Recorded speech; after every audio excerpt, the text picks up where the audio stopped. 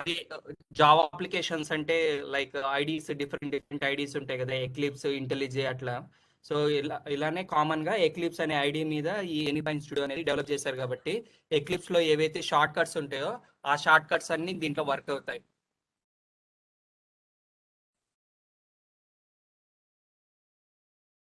Okay.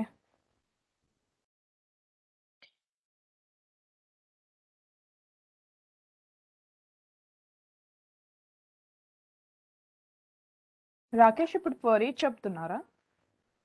అవునండి. For each అంటే నిన్న ఆల్రెడీ చెప్పాను, మళ్ళీ చెప్తున్నాను మీకు.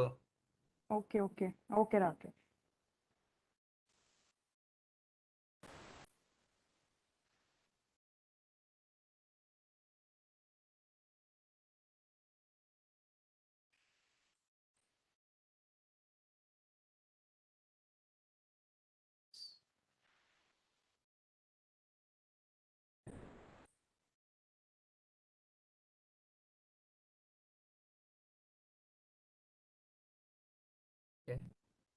సింపుల్ అడుగుతానంటే మీకు అంతకుముందు కాన్సెప్ట్స్ బేసిక్స్ వినలేదు కాబట్టి. ఓకే. సో ఇప్పుడు ఈ ప్రాజెక్ట్ ని మ్యావ్ ఎప్పుడు అంటామండి? pom.xml ఉంటాయి. ఓకే. సో ఏ ప్రాజెక్ట్ లో అయితే pom.xml ఉంటే ఆ ప్రాజెక్ట్ ని మ్యావెన్ ప్రాజెక్ట్స్ అనొచ్చు. సో మనము మ్యూల్సాఫ్ట్ లో డెవలప్ చేసే అంటే మ్యూల్ 4 తో డెవలప్ చేసే అన్ని మ్యావెన్ మ్యావెన్ ప్రాజెక్ట్స్ అంటే మేనేజ్డ్ ప్రాజెక్ట్స్. అదే మ్యూల్ 3 లో అయితే మనకి ఆప్షనల్. సో మ్యావనైజ్డ్కి వెళ్ళొచ్చు, లేకపోతే వెళ్ళకపోవచ్చు. ఓకే. ఈ XML అంటాం కదా, ఇది కాన్ఫిగరేషన్ ఎక్స్ఎంఎల్ అంటాం. ఒక ప్రాజెక్ట్ లో మినిమం ఒక కాన్ఫిగరేషన్ ఎక్స్ఎంఎల్ అనేది క్రియేట్ చేయాలి. సో బేసిక్ గా మీరంతా XML ని ప్రిపేర్ చేస్తున్నారు. సో ఈ XML అంటే పాత ఎర్లియర్ వర్షన్స్ లో మనకి గ్రాఫికల్ గా ఫ్లోస్ ని డెవలప్ చేయడానికి ఆప్షన్ అనేది లేదు. ఓకే. సో కంపల్సరీ వాళ్ళు ఏంటంటే ఒట్టి మనకి వాళ్ళకి XML విండో ఒకటే ఉంటుంది. ఇక్కడ XML అనేది మొత్తం మాన్యువల్ గా టైప్ చేయాల్సి వచ్చేది ఎర్లియర్ వర్షన్స్ 3.4 అట్లా అప్పుడున్నాం. ఓకే. ఫస్ట్ మన రిక్వైర్మెంట్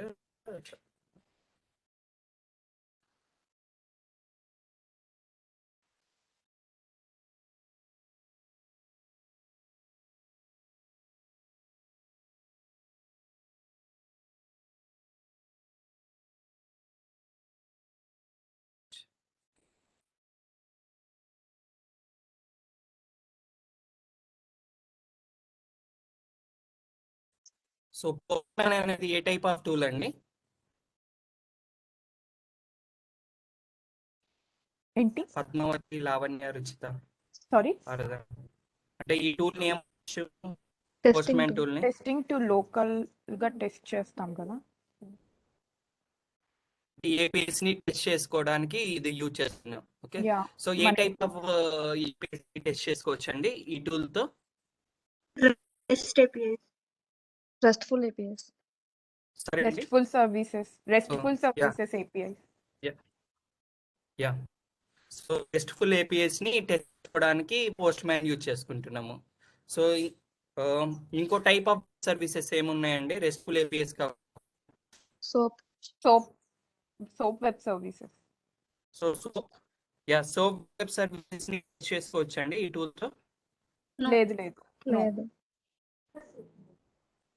ఈ సోప్ వెబ్ సర్వీసెస్ ని టెస్ట్ చేయాలంటే బాగా యూజ్ చేసే టూల్ ఏంటి? SOAP UI. యా, సోప్ యూఐని యూజ్ చేసుకొని వెబ్ సర్వీస్ సోప్ సర్వీసెస్ చేసుకోవచ్చు. సో సోప్ యూఐ అనేది రెస్ట్ఫుల్ సర్వీసెస్ ని సపోర్ట్ చేస్తుంది, as well as soap services ని సపోర్ట్ చేస్తుంది. బట్ ఇంకా మనకి చాలా టూల్స్ ఉన్నాయి, బట్ ఫ్రీక్వెంట్ గా ఈ రెండు టూల్స్ ని యూజ్ చేస్తూ ఉంటారు. Okay, basic. ఓకే. సో ఈరోజు యాక్చువల్గా రిక్వైర్మెంట్ మనం తీసుకున్న రిక్వైర్మెంట్ ఏంటంటే, సో నా డేటా ఇలా ఉందండి. సో ఇది ఏ టైప్ ఆఫ్ డేటా అండి లో చెప్పాలంటే?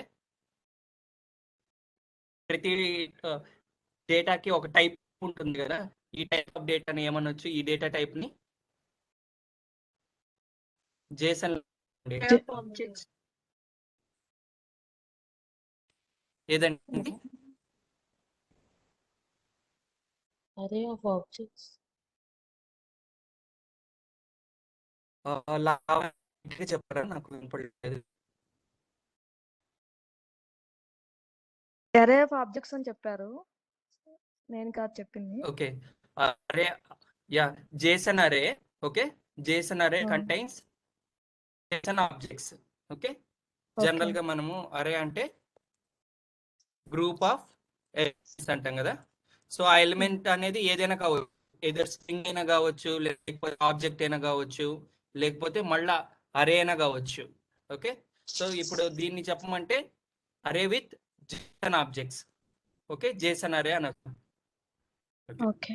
సో ఇప్పుడు నా రిక్వైర్మెంట్ ఏంటంటే ఇది input data. So output data ఎలా అంటే నేను some business logic data split చేయాలనుకుంటున్నాను. సో నా బిజినెస్ లాజిక్ ఏంటంటే శాలరీ కానీ లెస్ దాన్ 2000 ఉంటే ఆ డేటా అంతా ఒక ఫైల్లో పంపించాలి. ఓకే గ్రేటర్ దాన్ 2000 ఉంటే ఇంకో ఫైల్లో పంపించాలి ఆ రికార్డ్స్ ని. అండ్ ఆల్సో నేమ్ ఫీల్డ్స్ ఉంటాయి కదా, ఈ నేమ్ ఫీల్డ్స్ అనేది ఇర్రెస్పెక్టివ్ నాకు స్మాల్ లెటర్స్ లో రాని ఏమైనా రాని క్యాపిటల్ లెటర్స్ లోకి కన్వర్ట్ అవ్వాలి. అర్థమవుతుందండి? ఆల్రెడీ ఇది మిగతా వాళ్ళు అంటే పద్మావతి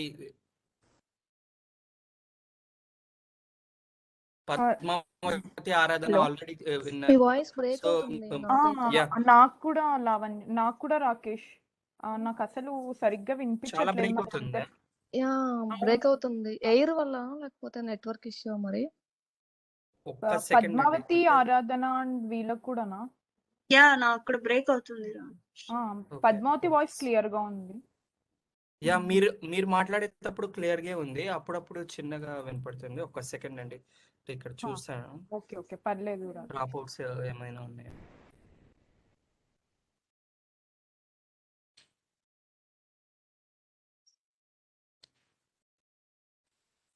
డ్రాప్ ఏం అవ్వట్లేదు నెట్. ఓకే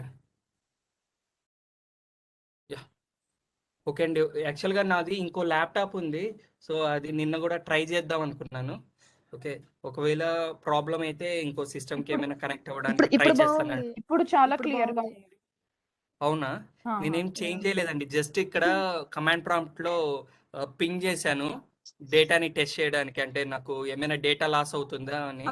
ఓకే ఫైన్ అండి. Yeah okay. సో నా ఇన్పుట్ డేటా ఇదండి. యాక్చువల్ గా మీరు మాట్లాడినప్పుడు బ్రేక్ అవుతుంది. ఓకే ఓకే ఓకే నాది ఇన్పుట్ డేటా ఇదండి, బట్ Okay. అవుట్పుట్ డేటా ఏమని చెప్తున్నాను, so based up on the condition బట్టి డేటా అనేది స్ప్లిట్ అవ్వాలి అని చెప్తున్నాను. సో లెస్ దాన్ 2000 ఉన్న ఆబ్జెక్ట్స్ ఒక ఫైల్లోకి పోవాలా, గ్రేటర్ దాన్ 2000 ఉన్న ఆబ్జెక్ట్స్ అన్ని ఇంకో ఫైల్లోకి పోవాలా. ఓకే ఓకే అండ్ ఆల్సో ఈ ఫీల్డ్ ఉంది కదా, నేమ్ అనే ఫీల్డ్, ఎస్ దాంట్ లోపల ఉన్న డేటా క్యాపిటల్ లెటర్స్ లాగా కన్వర్ట్ అవ్వాలి. ఓకే ఓకే ఇది రిక్వైర్మెంట్. సో ఓకే సో అది నా బిజినెస్ రిక్వైర్మెంట్. దానికి మనం ఇంప్లిమెంటేషన్ కోసము ఎనీ పాయింట్స్ స్టూడియోలోకి వెళ్ళి మనం ఏం చేస్తున్నాము, ఒక ఫ్లోని బిల్డ్ చేస్తున్నాము. ఓకే ఓకే ఫస్ట్ రిక్వెస్ట్ని యాక్సెప్ట్ చేయడం కోసము ఏం చేయాలా, నేను హెచ్టిటిపి రిక్వెస్ట్ని యాక్సెప్ట్ చేయడానికి ఉన్న ఆపరేషన్ ఏంటండి హెచ్టిటిపి మాడ్యూల్లో? లిజనర్ యా లిజనర్ ని ఎక్కడ ప్లేస్ చేయాలి, సోర్స్ సెక్షన్ లో ప్లేస్ చేయాలి. Yeah. సో ఇక్కడ మన సోర్స్ అనేది HTTP listener. Okay Yeah. Okay so first అసలుకి రిక్వెస్ట్ యాక్సెప్ట్ చేసిన తర్వాత మనకు వచ్చిందా లేదా టెస్ట్ చేసుకోవడానికి బెటర్ ఎప్పుడైనా సోర్స్ నెక్స్ట్ కాంపోనెంట్ లాగర్ ని పెట్టుకుంటాము. సో ఇక్కడ just request accepted. Okay so నేను ఇప్పుడు యాక్చువల్గా నాకు ఎగ్జాంపుల్ కోసం నేను ఏం చేశాను, ఈ డేటాలో ఈ అరేలో జస్ట్ ఒక 5 ఆబ్జెక్ట్స్ ని తీసుకున్నాను. అదే రియల్ టైంలో అయితే మీకు మల్టిపుల్ ఆబ్జెక్ట్స్ వస్తాయి. హండ్రెడ్స్ ఆఫ్ ఆబ్జెక్ట్స్ రావచ్చు, థౌజండ్స్ ల్యాక్స్ ఆఫ్ ఆబ్జెక్ట్స్ అయినా రావచ్చు. సో ఇప్పుడు మనకి సోర్స్ సిస్టమ్ కిందకి ఏం చేస్తున్నాము, హెచ్టిటిపి యూజ్ చేసుకుంటున్నాము. రియల్ టైంలో మీ సోర్స్ అనేది హెచ్టిటిపి అదే ఉండాల్సిన అవసరం లేదు కదా.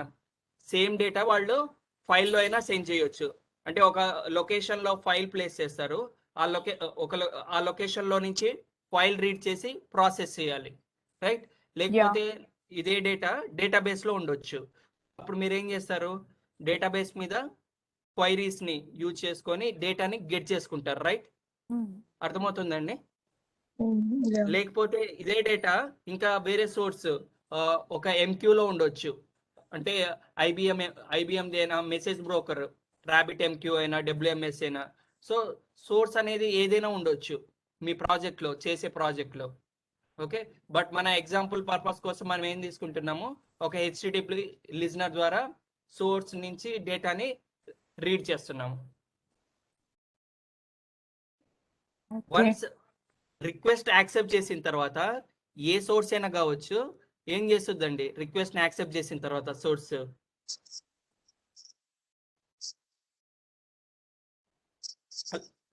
హలో, సోర్స్ రిక్వెస్ట్ యాక్సెప్ట్ చేసిన తర్వాత ఏం చేస్తుందండి?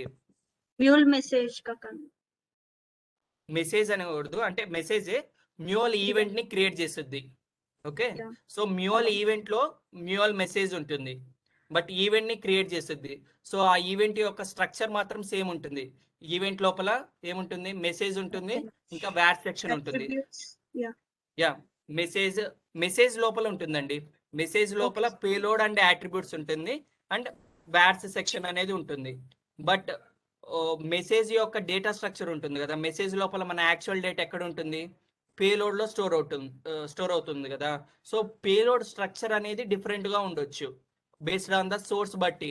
అండ్ ఆల్సో యాట్రిబ్యూట్స్ ఉంటుంది కదా, యాట్రిబ్యూట్స్ కూడా సోర్స్ ని బేస్ చేసుకొని యాట్రిబ్యూట్స్ అనేది డిఫరెంట్ గా ఉండొచ్చు. అర్థమవుతుందండి ఈ point?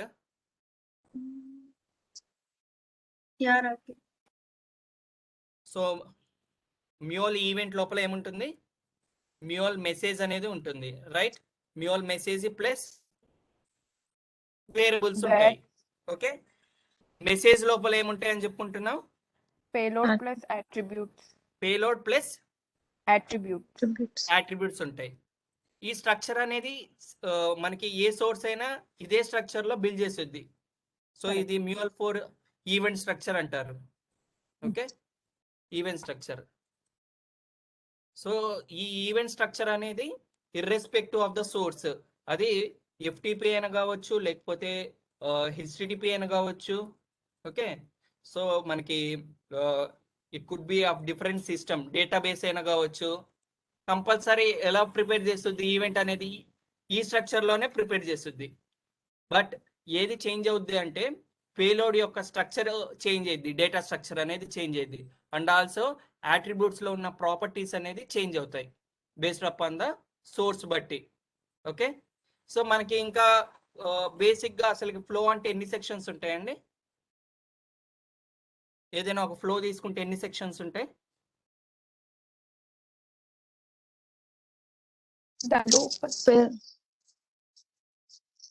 Parent flow, sub flow. ఒక ఫ్లో అండి, ఫ్లోలో ఎన్ని సెక్షన్ టైప్స్ ఆఫ్ ఫ్లోస్ అడగట్లేదు, ఫ్లోలో ఎన్ని సెక్షన్స్ ఉంటాయి అంటున్నాను. 3 sections: source, process, and handling. Okay, error handling. So Process and error event source and event processors. Yeah. ఇంకా ఏమేమి ఉంటాయండి? Error handling. Error handling section ఉంటుంది. సో ఈవెంట్ సోర్స్ అన్న నథింగ్ బట్ మెసేజ్ సోర్స్ అనొచ్చు. Okay, or event processor are nothing but message processors, right? Yes. So ఒక flow తీసుకున్నప్పుడు మీకు 3 sections అనేది ఉంటుంది. ఓకే, సింపుల్ గా ప్రతిసారి ఈవెంట్ సోర్స్, మెసేజ్ సోర్స్ అనుకుంటా సోర్స్ అంటున్నాము. ఓకే, సో ఒక ఫ్లోలో 3 సెక్షన్స్ ఉంటాయి కదండి. సో సోర్స్ చేసే పని ఏంటి, మెసేజ్ సోర్స్ చేసే పని ఏంటి, మెసేజ్ ప్రాసెసర్స్ చేసే పని ఏంటండి? దీని రెస్పాన్సిబిలిటీ ఏంటండి? సోర్స్లో రిక్వెస్ట్ ఇస్తాం, ప్రాసెస్లో యాక్చువల్ ఫ్లో మనకి ఏమైతే రెస్పాన్స్ రావాలో అది ఇస్తాం. లైక్ ఎర్రర్ హ్యాండింగ్లో ఇక్కడ మనకి ఏదైనా ఎర్రర్స్ వస్తే అది హ్యాండిల్ చేయడానికి ఏమేమి కావాలో అది ఎర్రర్ హ్యాండింగ్లో ఇస్తాం. ఓకే, సోర్స్ లో ఏముంటదని చెప్తున్నారు మీరు? సోర్స్ రెస్పాన్సిబిలిటీ ఏంటి అని అడుగుతున్నాను క్వశ్చన్. యా, లైక్ రిక్వెస్ట్కి సంబంధించిన connectors like listener. So source responsibility ఏంటంటే ఈవెంట్ ని ప్రిపేర్ చేయడం అండి. ఓకే, సో ఈవెంట్ ని ప్రిపేర్ చేయడం కాబట్టి ఇట్ కుడ్ బి లిజనింగ్ కి సంబంధించింది. ఓకే, లిజనింగ్ కి సంబంధించింది. ఓకే, సో రిక్వెస్ట్ ని యాక్సెప్ట్ చేయడం అనేది హెచ్టిటిపిలో జరుగుతుంది. సో ప్రతిదీ రిక్వెస్ట్ ని యాక్సెప్ట్ చేసినట్టు కాదు. So based upon the source బట్టి. అదే ఫైల్ అయితే దాని యొక్క దాని బిహేవియర్ వేరు కదా. ఒక లొకేషన్ లో నుంచి ఫైల్ అనేది రీడ్ చేస్తా ఉంది. Okay, so based upon the source బట్టి యాక్చువల్గా ఈ పాయింట్ ఎందుకు చెప్తున్నానంటే జస్ట్ మీకు ఈవెంట్ స్ట్రక్చర్ అంటే తెలియడం కోసం చెప్పాను. సో బేసిక్ గా ఫ్లోలో సోర్స్ అండ్ ప్రాసెసర్స్ ఇట్లా ఉంటాయి కదా. సో వచ్చిన ఈవెంట్ ని మిగతా వాళ్ళు ఏం చేస్తున్నారు, ప్రాసెస్ చేస్తున్నారు. సో ఆ ప్రాసెస్ చేసే ప్రాసెస్ లో ఏమైనా ఫెయిల్ అయితే ఏ బ్లాక్ ఎగ్జిక్యూట్ అవుద్ది, ఎర్రర్ హ్యాండ్లింగ్ బ్లాక్ అనేది ఎగ్జిక్యూట్ అవుద్ది. ఓకే, సో నేను ఏం చేయాలా, సో సోర్స్ ని కాన్ఫిగర్ చేయాలా. సో ప్రతి కనెక్టర్ కి కాన్ఫిగరేషన్ ప్రాపర్టీస్ అనేది ఉంటాయి. సో డిఫాల్ట్ గా కొన్ని ప్రాపర్టీస్ ఇస్తారు, కావాలంటే మీరైనా చేంజ్ చేసుకోవచ్చు. ఓకే, సో ఇక్కడ నేను ప్లస్ అని క్లిక్ చేశానంటే ఇక్కడ ఏమొస్తుంది, global element. So global elements కానీ క్రియేట్ చేస్తే ప్రాజెక్ట్ లో ఎవరైనా యూజ్ చేసుకోవచ్చు. సో నేను యాక్చువల్గా ఈ గ్లోబల్ ఎలిమెంట్ అనేది ఈ ఫ్లోకి క్రియేట్ చేశాను కదా, కానీ వేరే ఫ్లో అనేది కూడా యూజ్ చేసుకోవచ్చు. ఓకే ఓకే, సో మీరు ఇక్కడ గ్లోబల్ ఎలిమెంట్స్ లో క్రియేట్ చేసిన అంతా ఆ కాన్ఫిగరేషన్ అంతా ఎక్కడ స్టోర్ అవుతుందండి, గ్లోబల్ ఎలిమెంట్స్ లో స్టోర్ అవుద్ది. ఓకే, సో మన ఫ్లో అనేది ఏ పాత్ మీద రన్ అవ్వాలనేది చెప్తున్నాము. సో ఈ పాత్ అంటే మీనింగ్ ఏంటండి, nothing but your end point of your application, right? ఈ పాత్ అంటే, ఈ రిక్వెస్ట్ పాత్ అంటే నథింగ్ బట్ మీ అప్లికేషన్ యొక్క ఎండ్ పాయింట్ అని. సో అప్లికేషన్ కి ఎండ్ పాయింట్ ఉన్నప్పుడే వేరే వాళ్ళు కాల్ చేసుకోగలరు, రైట్? వేరే వాళ్ళు కాల్ చేసుకోవడం అంటే ఏంటి, మన out side of the application, మన మ్యూల్ అప్లికేషన్ బయట నుంచి ఎవరైనా మన మ్యూల్ అప్లికేషన్ కి రిక్వెస్ట్ కానీ సెండ్ చేయాలి అంటే వాళ్ళకి మనము బేసిక్ గా ఎండ్ పాయింట్ అనేది ఇవ్వాలి. Okay, so this is nothing but మన ఏమనొచ్చు, రిక్వెస్ట్ పాత్ అనొచ్చు, లేకపోతే రిసోర్స్ పాత్ అనొచ్చు, ఎండ్ పాయింట్ అనొచ్చు, ఇక్కడ ఉన్న డిఫైన్ చేసిన path.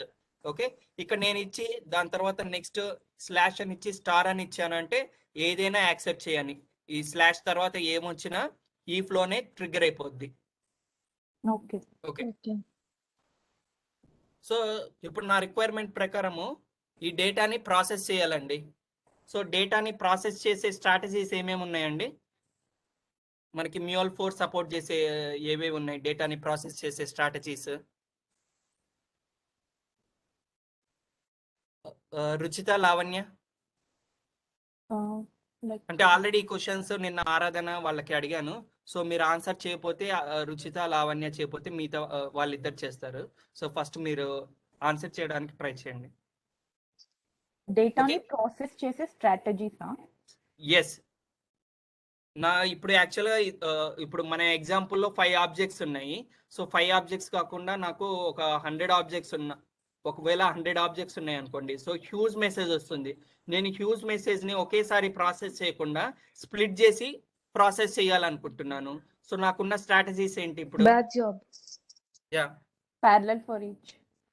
Yeah, for each, parallel for each and batch jobs. Yeah, these are data processing strategies అనొచ్చు. Yeah. Okay, so for each అంటే లైక్ మనం నెంబర్ ఆఫ్ రికార్డ్స్ ని ప్రాసెస్ చేయలేము. So we will go with batch job, right? Yeah, అంటే ఇక్కడ కూడా same అందుకోసమే ఈరోజు చెప్పే ఎగ్జాంపుల్ ఫర్ ఈచ్ తో, ప్యారలల్ ఫర్ ఈచ్ తో బ్యాచ్ జాబ్తో చేయొచ్చు అని చెప్తాను. సో బేసిక్గా ఈ 3 స్కోప్స్ ఏం చేస్తున్నాయండి, డేటాని స్ప్లిట్ చేసి ప్రాసెస్ చేస్తున్నాయి కదా. So record by record process చేస్తున్నాయి. సో యాక్చువల్గా మీ పేలోడ్ అనేది హ్యూజ్ ఉందండి. సో ఒకేసారి దీన్ని ప్రాసెస్ చేయాలంటే ప్రాసెస్ చేయలేరు.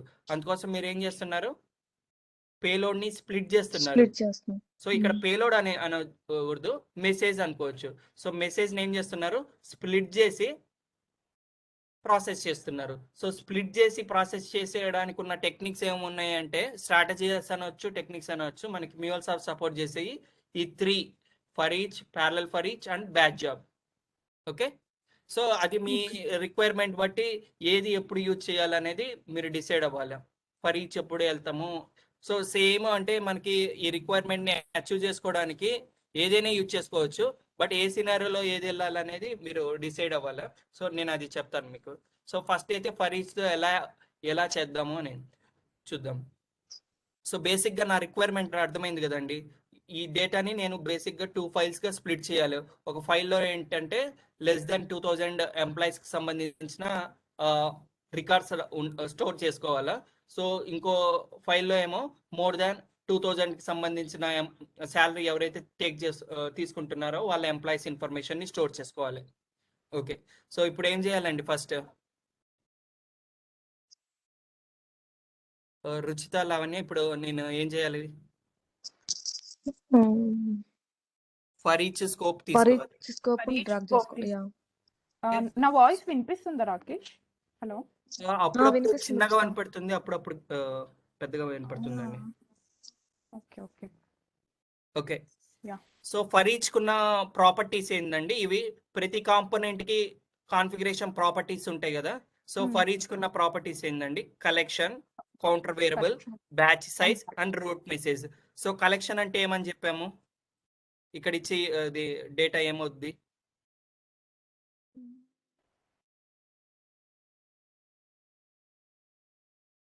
సో కలెక్షన్ లో ఏదైతే డేటా పాస్ చేస్తామో అది ఫర్ ఈచ్ కి ఇన్పుట్ లాగా యాక్సెప్ట్ చేస్తుంది, రైట్.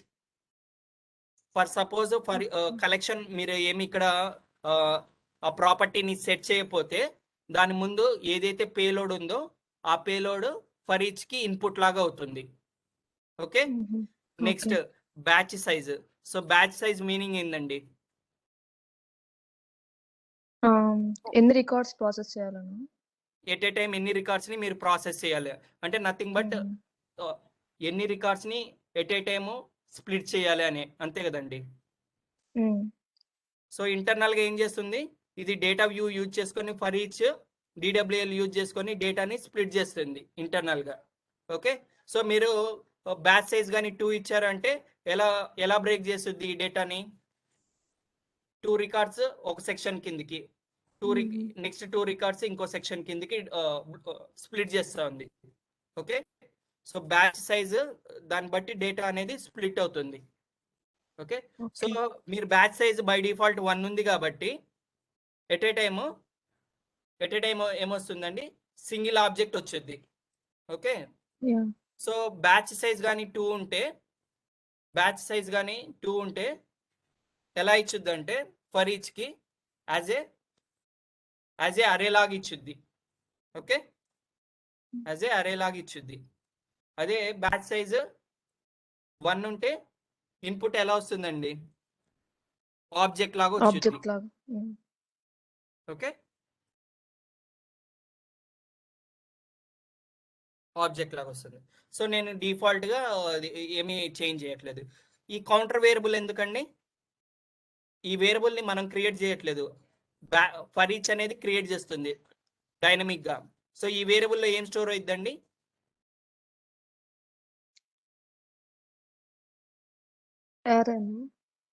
సో ఈ వేరియబుల్లో కౌంటర్ అని ఒక వేరియబుల్ ఉంది. ఆ వేరియబుల్ ని ఫర్ ఈచ్ అనేది క్రియేట్ చేస్తుంది. ఎందుకు క్రియేట్ చేస్తుంది అంటే ప్రతి iteration A iteration I mean ఎలా చెప్పొచ్చు,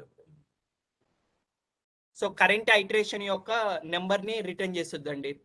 సో 5th ఐటరేషన్ అంటే 5th టైము లూప్ తిరుగుతూ ఉంటే సో దీని వాల్యూ ఏమొచ్చుద్ది, 5 అని వచ్చుద్ది.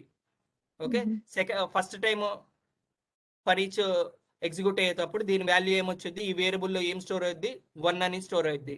సో సెకండ్ టైము ఇదే బ్లాక్ ఎగ్జిక్యూట్ అయినప్పుడు, ఫర్ ఈచ్ అనే స్కోప్ ఎగ్జిక్యూట్ అయినప్పుడు దీని వాల్యూ ఏమవుద్ది, 2 అయిద్ది. ఓకే, సో కరెంట్ ఐటరేషన్ యొక్క వాల్యూ అనేది ఈ వేరియబుల్లో స్టోర్ అవుద్ది. ఓకేనా అండి? సో ఇది మనం ఏం క్రియేట్ చేయట్లేదు, ఫర్ ఈచ్ మన కోసం క్రియేట్ చేస్తుంది. ఓకే, సో ఈ వాల్యూని ఆటోమేటిక్ గా అదే సెట్ చేసుకుంటుంది, అదే రీసెట్ చేసుకుంటుంది. ఓకే, నెక్స్ట్ మనము ఏం చేయాలండి? సో ఫర్ ఈచ్ లోపల ఫస్ట్ స్టెప్ ఏం చేయాలా? ఓకే, నిన్న ఇంకోటి కూడా అనుకున్నాము. ఓకే, మర్చిపోయాను. సో ఉన్న శాలరీకి 10% ఇంక్రీజ్ చేసి అండ్ దెన్ ఫైల్లో స్టోర్ చేసుకోవాలండి. సో ఈ ఫీల్డ్ మీద నాకు బిజినెస్ లాజిక్ ఏంటంటే, ఈ ఫీల్డ్ క్యాపిటల్ లెటర్స్లోకి కన్వర్ట్ చేయాలి. ఈ ఫీల్డ్ మీద ఉన్న బిజినెస్ లాజిక్ ఏంటంటే, ఉన్న వాల్యూ మీద 10% అనేది ఇంక్రీజ్ చేయాలి. ఓకే, ఫైనల్గా ఏంటి, కన్వర్ట్ చేసినాక లెస్ దాన్ 2000 ఎంప్లాయీస్ అంతా ఒక ఫైల్లో, గ్రేటర్ దాన్ 2000 శాలరీ తీసుకున్న వాళ్ళంతా ఇన్ఫర్మేషన్ ఇంకో ఫైల్లో స్టోర్ చేయాలి. రైట్? సో ఇప్పుడు ఇంప్లిమెంటేషన్లో ఎలా చేస్తారండి? సో ఇలా కన్వర్ట్ చేయాలంటే మనం ఏం యూజ్ చేసుకోవాలి? డేటాని కన్వర్ట్ చేయడానికి మనం ఏం యూజ్ చేయాలండి?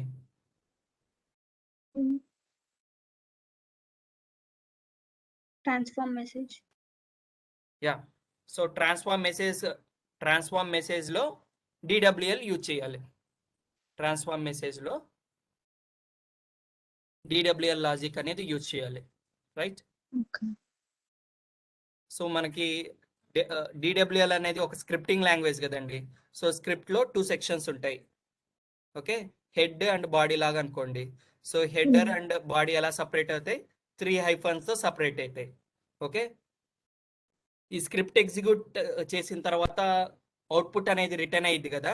అవుట్పుట్ అనేది ఏ టైప్ ఆఫ్ డేటాగా రిటర్న్ చేయాలనేది మనం ఇక్కడ మెన్షన్ చేస్తున్నాం. ఓకే, సో నాకు DWL అనేది case sensitive. So case sensitive అంటే ఇప్పుడు ఫర్ సపోజ్ మీరు ఇన్పుట్లో డేటా ఇలా పంపిస్తా ఉన్నారు, ఒక సింగిల్ ఆబ్జెక్ట్ NAME అని ఇలా స్మాల్ లెటర్స్లో మీరు పంపిస్తున్నారు. నేను క్యాపిటల్ లెటర్స్లో కానీ రీడ్ చేశాను అనుకోండి, అప్పుడు ఏమొచ్చుద్ది, నల్ వాల్యూ అని వస్తుంది. సో సోర్స్ సిస్టమ్ ఏ ఫీల్డ్స్తో అంటే ఎలా అయితే పంపించుద్దో అలానే మనం రీడ్ చేయాలి. ఓకే, సో నేనేం చేస్తున్నాను ఇక్కడ నేమ్, ఇంకా మీకు చెప్పడానికి ఒకటి ఇస్తాను. సో మనకి డైరెక్ట్గా మనమే రాయకుండా, DWL రాయకుండా ఆటోమేటిక్గా ట్రాన్స్ఫార్మ్ మెసేజ్ అనేది హెల్ప్ చేస్తుంది. ఓకే, ఎలా హెల్ప్ చేస్తుందో చూపిస్తాను. ఇక్కడ మనం ఏం చేయాలంటే, అలా డైరెక్ట్గా ట్రాన్స్ఫార్మ్ మెసేజ్ హెల్ప్ తీసుకోవాలంటే ఫస్ట్ మనకి ఏ టైప్ ఆఫ్ డేటా వస్తుందో అనేది మనము ట్రాన్స్ఫార్మ్ మెసేజ్లో కాన్ఫిగర్ చేయాలి. అంటే నథింగ్ బట్ మెటా డేటాని దానికి ఇన్పుట్ లాగా ఇవ్వాలండి. ఓకే, ఇక్కడ మీరు డిఫైన్ అని ఉంది కదా.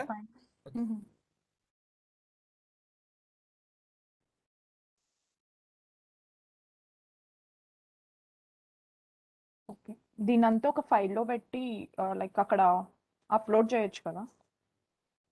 చేయొచ్చండి, చూపిస్తాను. Okay,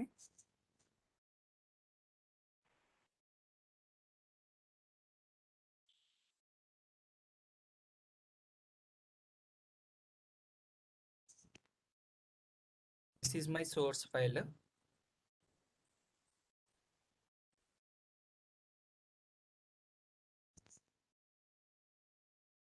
Zoom.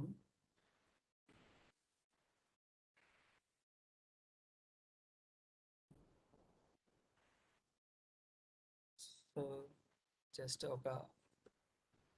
సో మనకి రియల్ టైం అయితే మ్యాపింగ్ షీట్స్ అని ఉంటాయండి. మ్యాపింగ్ షీట్స్లో మొత్తం వాళ్ళు source field, target field map అయ్యేటప్పుడు బిజినెస్ లాజిక్ ఏమి ఉంటుందో అదంతా మ్యాపింగ్ షీట్లో డిఫైన్ చేస్తారు. ఓకే,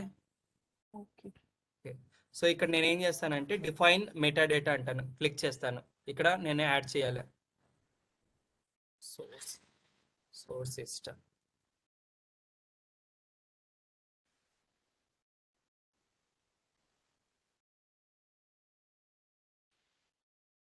సో మనం మెటా డేటాని కానీ యాడ్ చేస్తే మనకు ట్రాన్స్ఫార్మ్ మెసేజ్ కాంపోనెంట్ ఎలా హెల్ప్ చేస్తుంది అంటే మనం డిడబ్ల్యూఎల్ రాసుకోవడానికి హెల్ప్ చేస్తుంది. ఓకే, నేను నా ఇన్పుట్ అనేది జేసన్కి సంబంధించింది కాబట్టి జేసన్ అని ఇస్తున్నాను. ఎదర్ ఇక్కడ మీరు స్కీమా అయినా ఇవ్వచ్చు, లేకపోతే ఎగ్జాంపుల్ అయినా ఇవ్వచ్చు. నేనే ఎగ్జాంపుల్ ఇస్తున్నాను. సో దాని యొక్క పాత్ అనేది ఇక్కడ మనం మెన్షన్ చేయాలి.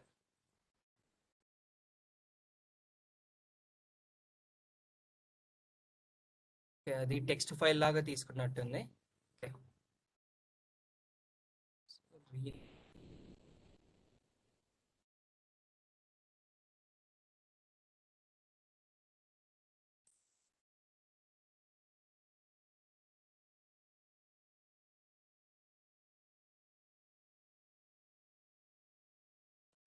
జేసన్ అనేది దేని కిందకి వచ్చిందండి? ఒక డేటా ఫార్మాట్ కిందకి వచ్చింది.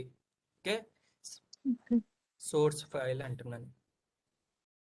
సో మన డేటా కానీ వ్యాలిడ్ అయితే ఇది రికగ్నైజ్ చేసుకొని రీడ్ చేస్తుంది, మన మెటా డేటాని రీడ్ చేస్తుంది. మెటా డేటా అనేది జనరేట్ అవుతుందండి. ఓకే, ఇక్కడ కూడా మనం మెటా డేటా ఇస్తాం. సో జనరల్గా ఎలా ఉంటాయంటే సమ్ టైమ్స్ సోర్స్ సిస్టమ్ అనేది జేసన్ అయి ఉండొచ్చు, బట్ టార్గెట్ సిస్టమ్కి పంపించాల్సింది XML అయి ఉండొచ్చు. సో అక్కడ మనం ఏం చేస్తాము, సోర్స్ అని సెలెక్ట్ చేసుకుంటాము, ఇక్కడ టార్గెట్లో XML అనేది సెలెక్ట్ చేసుకుంటాము. సో ఇవి డేటా వ్యూ వచ్చినప్పుడు చెప్దాం అనుకున్నాను, బట్ ఇప్పుడే ఒక ఎగ్జాంపుల్ కిందకి చెప్తాను.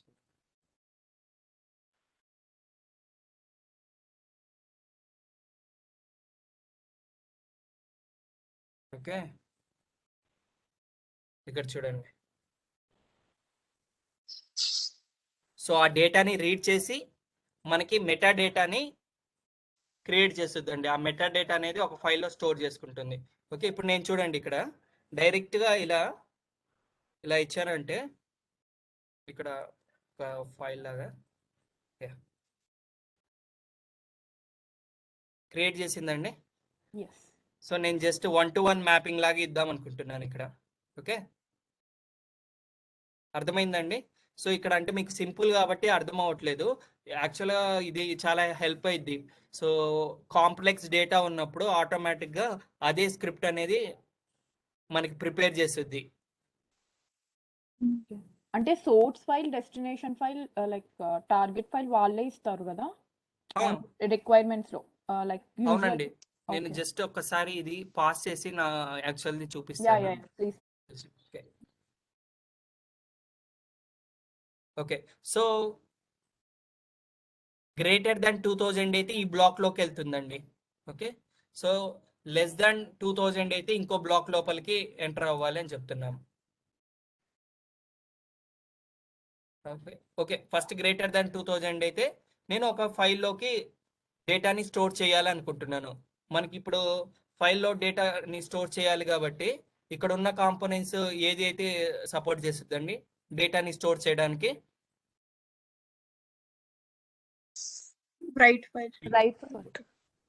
రైట్ ఆపరేషన్ యూజ్ చేసుకోవాలి. రైట్,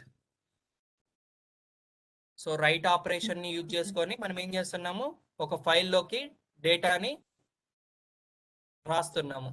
ఓకే, సో ఇక్కడ ఫైల్కి బేసిక్గా ఏముంటుంది, ఫైల్కి సంబంధించిన కాన్ఫిగరేషన్ ప్రాపర్టీ ఏముంటుంది, ఏ లొకేషన్లో ఫైల్ని క్రియేట్ చేయాలా, ఏమి కంటెంట్ని ఆ ఫైల్లోకి ప్రింట్ చేయాలా అంటే రైట్ చేయాలనేది ఇవ్వాలి కదా. సో ఫైల్లోకి ఏ ఇన్ఫర్మేషన్ రాయాలనేది ఇక్కడ మనం ఏం చేస్తున్నాము, వచ్చిన పేలోడ్ని యాజ్ ఇట్ ఈస్గా దాంట్లోకి స్టోర్ చేయని ఇక్కడ మెన్షన్ చేస్తున్నాము, ఇన్స్ట్రక్షన్ ఇస్తున్నాము.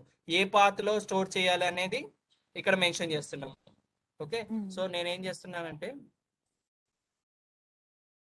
ఫైల్స్లో ఆల్రెడీ వీళ్ళకి చెప్పాను. సో సి ఫైల్స్ అనే డ్రైవ్ లోపల సో డైరెక్ట్గా మీరు ఈ కనెక్టర్ కాన్ఫిగరేషన్ అయినా ఇచ్చుకోవచ్చు, లేకపోతే ఈ సెక్షన్లోకైనా వెళ్ళొచ్చు, ఇక్కడే ఇవ్వచ్చు పాత్. సో ఈ కనెక్టర్ కాన్ఫిగరేషన్ ఇచ్చారంటే ఏమవుతుంది, గ్లోబల్గా క్రియేట్ అవుతుంది. సో గ్లోబల్గా క్రియేట్ అయింది కాబట్టి ఏ ఫ్లో అయినా యూజ్ చేసుకోవచ్చు. బట్ నేను ఓన్లీ ఈ ఫ్లోకి సంబంధించిందే క్రియేట్ చేస్తున్నాం కాబట్టి గ్లోబల్ క్రియేట్ చేయట్లేదు. ఓకే, సో ఆపోజిట్ పాత్ లో ఇచ్చుకోవాలి. ఓకే, అంటే ఆ ఫైల్స్ ఫైల్స్ లో ఏదన్నా లైక్ షీట్ పెట్టారా ఈ డీటెయిల్స్ అన్ని విత్ ఏదన్నా ఎక్సెల్ షీట్ అలా? సారీ అండి, మళ్ళీ అడగరా ఒక్కసారి, ఏమనుకోకండి. సో సి డ్రైవ్ లో ఫైల్స్ లో ఐ మీన్ ఏదైనా ఎక్సెల్ షీట్ పెట్టారా అంటున్నా. రుచికి మనం రీడ్ చేసుకున్నది అక్కడికి వెళ్ళి ఆ షీట్ లో అంటే కొత్తది ఒక షీట్ ఎంటీ షీట్ పెట్టి ఆయన తీసుకున్న రికార్డ్స్ ని అక్కడ right file storage. So got it. నేను ఫైల్ ని క్రియేట్ చేస్తుంది, కొత్తగా ఫైల్ ని క్రియేట్ చేస్తుంది. Correct yeah sorry right file కదా, సారీ యా. L1 ఎంప్లాయీస్ అంటున్నాను. సో దానికి సంబంధించిన ఎక్స్టెన్షన్ T1. ఓకే, ఈ ఫర్ సపోజ్ ఈ ఫైల్స్ లోపల ఏమవుతుంది, ఈ ఫైల్ డైరెక్టరీ లోపల ఈ ఫైల్ అనేది క్రియేట్ చేస్తుంది రైట్ ఆపరేషన్. ఓకే, ఓకే ఇక్కడ ఫైల్స్ లోపల నేను ఇంకోటి ఏమంటున్నాను అంటే టార్గెట్ అంటున్నాను. ఓకే, సో ఈ టార్గెట్ అనే ఫోల్డర్ అనేది ఈ ఫైల్స్ లోపల లేదు. ఫైల్స్ లోపల టార్గెట్ అనే ఫోల్డర్ లేదు. బట్ స్టిల్ మీరు ఆ టార్గెట్ మీ ఫోల్డర్ voice- కూడా క్రియేట్ చేయాలి అని చెప్పాలి అంటే ఈ ప్రాపర్టీ బట్టి చెప్పొచ్చు. క్రియేట్ పేరెంట్ డైరెక్టరీ ట్రూ అని ఇస్తే ఆటోమేటిక్ ఇక్కడ టార్గెట్ ఫర్ సపోజ్ ఇక్కడ L1 ఇలా ఇస్తే ఈ హైరార్కీ మొత్తం క్రియేట్ చేస్తుంది. టార్గెట్ లోపల L1 అనే ఫోల్డర్ క్రియేట్ చేసి దాని లోపల ఈ ఫైల్ ని క్రియేట్ చేస్తుంది. ఈ ఫైల్ లోపల మన యాక్చువల్ కంటెంట్ అనేది రాస్తుంది. ఓకే, అదే కానీ ఈ ప్రాపర్టీ కానీ ఫాల్స్ అని ఇచ్చారనుకోండి, ఓకే, ఈ పాత్ ఉంది కదా, ఈ పాత్ చెక్ చేసుకుంటుంది. ఈ పాత్ లోపల ఈ ఫోల్డర్ స్ట్రక్చర్స్ కానీ లేకపోతే ఎక్సెప్షన్ అనేది త్రో చేస్తుంది. ఓకే, సో నేను ఏం చేస్తున్నాను, ట్రూ అని ఇస్తున్నాను.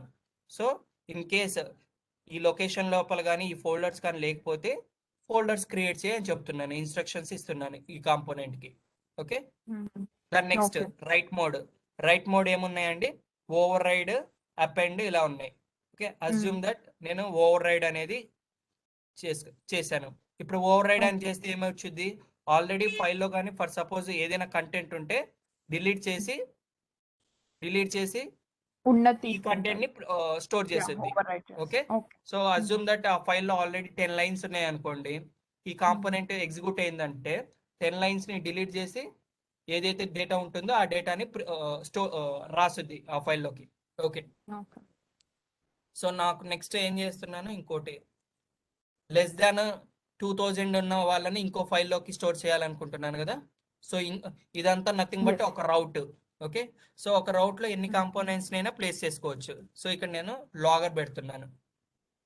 ఓకే, లాగర్ పెట్టుకొని ఏం చేస్తున్నాను, first block executed. Just logger plus ఏంటండి, జస్ట్ మనము డీబగ్గింగ్ కోసం హెల్ప్ అయింది. సో కరెక్ట్ గా ఈ బ్లాక్ కి వెళ్ళిందా లేదా అనేది చూసుకోవచ్చు.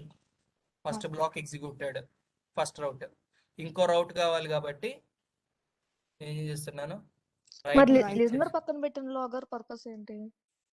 ఏ పర్పస్, ఏ లాగర్ పర్పస్ అయినా కన్సోల్ విండోలోకి రైట్ చేయమని, ప్రింట్ చేయమని, ఏదైతే మనము ఇచ్చిన కంటెంట్ ఉంటది కదండి, ఆ కంటెంట్ ఈ కన్సోల్ విండోలో రైట్ చేయమని చెప్తుంది.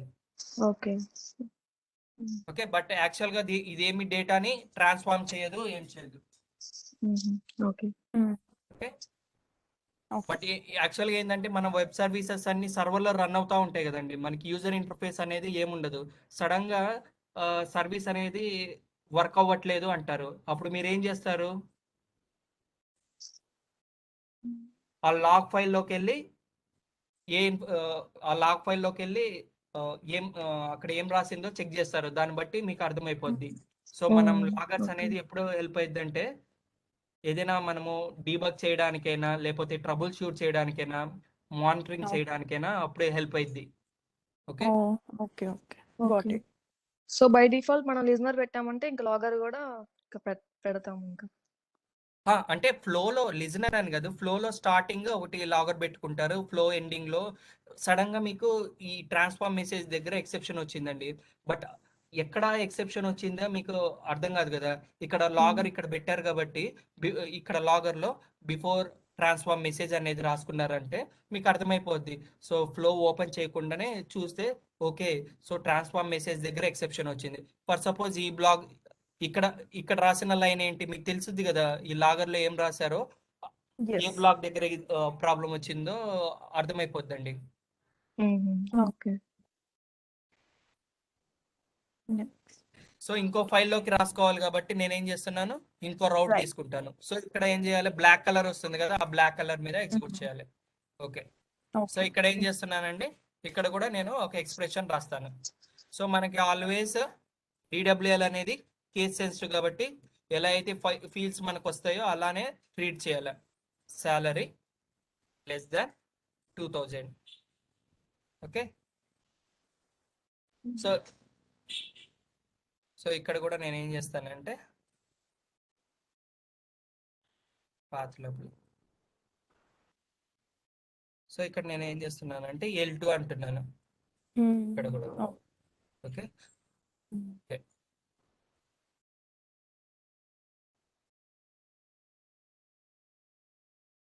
సో సెకండ్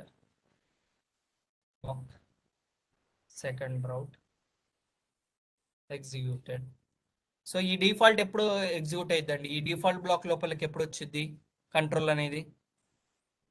ఆ కండిషన్ రెండు కానప్పుడు Fail కండిషన్ సో సాటిస్ఫై. ఈ కంట్రోల్ అనేది ఎప్పుడు వచ్చింది అంటే ఫస్ట్ ఈ కండిషన్ ని చెక్ చేసుకుంటుంది. ఈ కండిషన్ కానీ ఫాల్స్ అయితే అప్పుడు ఈ సెకండ్ రౌట్ కి వచ్చింది. ఇక్కడ కూడా ఫాల్స్ అయితే థర్డ్ రౌట్ కి Default. వచ్చింది. థర్డ్ రౌట్ డిఫాల్ట్ ది. సో కంట్రోల్ అనేది ఏమవుతుంది, ట్రాన్స్ఫర్ అవుతుంది ఇక్కడి నుంచి ఇక్కడికి, అందుకోసం వీటిని రౌటర్స్ అంటారు. ఓకే, సో నెక్స్ట్ ఏం చేస్తాను, ఫ్లో ఎండింగ్ లోపల ఇంకో లాగర్ పెట్టుకుంటున్నాను. సో ఫ్లో ఎండెడ్ అని మెన్షన్ చేస్తాను దాంట్ లోపల. సో ఇట్లా వచ్చినప్పుడు దీన్ని మ్యాక్సిమైజ్ చేసుకోవడానికి ఆ పర్టికులర్ దాన్ని సెలెక్ట్ చేసుకోవచ్చు, లేకపోతే పక్కన వచ్చేనా మినిమైజ్ చేసుకోవచ్చు. Flow ended. అంటే లాగర్స్ సో 3 చాలా టైమ్స్ పెట్టాలా? ఫస్ట్ టైం అండ్ మిడిల్ లో లాజిక్ దగ్గర మళ్ళీ లాస్ట్ టైం. అలా అని కాదండి, అలా జస్ట్ మనము ట్రబుల్ షూట్ చేసుకోవడానికి హెల్ప్ అయిద్దని. ఓకే. మీరు ఇది తీసేసిన ఎక్కడ ఎర్రర్ వచ్చిందో ఈజీగా తెలుసుకోవడానికి లావణ్య. ఓకే. జస్ట్ మనకి ట్రబుల్ షూట్ చేయడానికి ఫ్లో ఒకవేళ ఫెయిల్ అయితే ఏ కాంపోనెంట్ దగ్గర ఫెయిల్ అయింది అని జస్ట్ మనం లాగర్ ని చూసుకొని ఐడెంటిఫై చేయడం. ఎందుకంటే వెబ్ సర్వీసెస్ కి ఇంటర్ఫేస్ ఉండదు కాబట్టి జస్ట్ మనం మానిటర్ చేయాలంటే మానిటరింగ్ టీము, సపోర్ట్ టీము కొట్టి ఈ కన్సోల్లో ఏమైతే రాసుద్దో దాంట్లో ఉన్న ఇన్ఫర్మేషన్ ని చూసి వాళ్ళు ఐడెంటిఫై చేస్తారు ఏ కాంపోనెంట్ దగ్గర ప్రాబ్లం వచ్చింది అని. కావాలంటే బ్రేక్ ఇవన్నీ పాయింట్స్ పెడతాం ఆప్షనల్. కదా, బ్రేక్ పాయింట్స్. బ్రేక్ అది- పాయింట్స్ మీరు డెవలప్మెంట్ చేసేటప్పుడు హెల్ప్ అవుతాయి. మీ లోకల్ సిస్టమ్ ఇప్పుడు యాక్చువల్గా మీరు డెవలప్ చేస్తారు కదండి, ఎనీ పాయింట్ స్టూడియోని ఈ టూల్ని యూజ్ చేసుకొని అప్లికేషన్ ని డెవలప్ చేస్తున్నారు. అప్లికేషన్ ని డెవలప్ చేసిన తర్వాత ఏం చేస్తారు మీరు? అప్లికేషన్ ని డెవలప్ చేసిన తర్వాత ఏం చేస్తారండి? టెస్ట్ చేస్తాం. రన్ చేస్తాం. ఓకే, టెస్ట్ చేస్తారు. సో సక్సెస్ఫుల్ గా అయిందా లేదా. సో ఈ అప్లికేషన్ ఏం చేస్తారు, ఇన్ఫ్రా టీమ్ కో ఎవరికైనా ఇస్తే వాళ్ళు సర్వర్ లో డిప్లాయ్ చేస్తారు ఈ అప్లికేషన్ ని, రైట్? కరెక్ట్. మన సర్వర్ పేరు అంటే ఏమంటారు? మ్యూల్ సర్వర్ కదండి. మ్యూల్ సర్వర్ లోకి మ్యూల్ సర్వర్. మ్యూల్ అప్లికేషన్ ని డిప్లాయ్ చేస్తారు. సో డిప్లాయ్ చేసేటప్పుడు బ్రేక్ పాయింట్స్ అనేది వర్క్ అవ్వవు కదా. మీ ఎనీ పాయింట్ స్టూడియోలో మీ డెవలప్మెంట్ ఎన్విరాన్మెంట్ లో ఈ బ్రేక్ పాయింట్స్ స్టూడియోలో వర్క్ అయితే కానీ సర్వర్ లో వర్క్ అవ్వవు కదా, అక్కడికి ఎగ్జిక్యూషన్ అనేది స్టాప్ అవ్వదు. అర్థమవుతుందండి? ఓకే. జస్ట్ ఇక్కడ యాడ్ అంటున్నాను. సో జస్ట్ నేను ఇప్పుడు ఏం చేస్తున్నాను, రన్ అంటాను. సో ఓన్లీ డీబగ్ మోడ్ లో రన్ చేసినప్పుడే బ్రేక్ పాయింట్స్ అనేది వర్క్ అవుతాయి.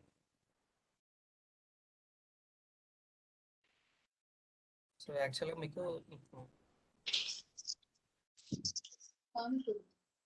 సో ఈ అవుట్పుట్ అయిపోయినాక ఎనీ పాయింట్ స్టూడియో గురించి కాస్త చెప్తాను.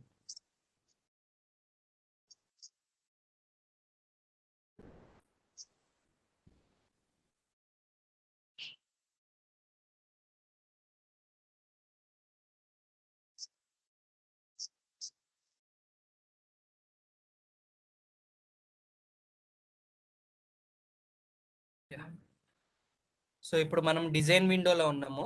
సో డీబగ్ లో రన్ చేసాం కాబట్టి డిజైన్ నుంచి డీబగ్ విండోలోకి స్విచ్ అయిపోయాము.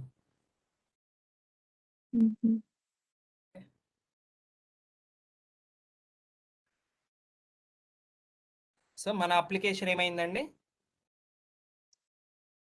మన అప్లికేషన్ ఏమైంది? డిప్లాయ్ అయింది, డిప్లాయిడ్. రైట్? ఎక్కడ డిప్లాయ్ అయింది? సర్వర్ లో డిప్లాయ్ అయింది. సర్వర్ మ్యూల్ సర్వర్ లో సర్వర్ డిప్లాయ్ అయింది. సో సర్వర్ యొక్క పాత్ ఎక్కడ ఉంటుందండి?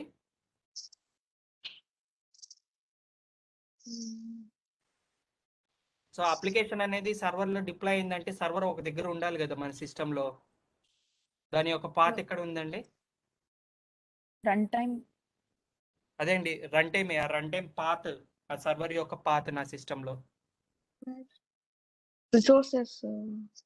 సో ఇక్కడ ఉంటుందండి, mule_home Console. ఉంది కదా, యూజర్ mule అనే ఫోల్డర్ లోపల, సో యాప్స్ అనే ఫోల్డర్ లోపల మీ అప్లికేషన్ అనేది రన్ అవుతా ఉంటుంది. సో యాంకర్ ఫైల్ కానీ ఈ ఫోల్డర్ లో క్రియేట్ అయిందంటే దాని మీనింగ్ ఏంటంటే మీ అప్లికేషన్ సక్సెస్ఫుల్ గా డిప్లాయ్ అయిందని సర్వర్ లో. ఓకే, సర్వర్ యొక్క లొకేషన్ అంటే ఇక్కడ హోమ్ డైరెక్టరీ. ఓకే ఓకే, ఇది అయిపోయిన తర్వాత మీకు ఆ ఇన్ఫర్మేషన్ చెప్తే బాగా అర్థమైందిలేండి. ఓకే, సో నా Okay. అప్లికేషన్ ని నేను ట్రిగ్గర్ చేద్దాం అనుకుంటున్నాను.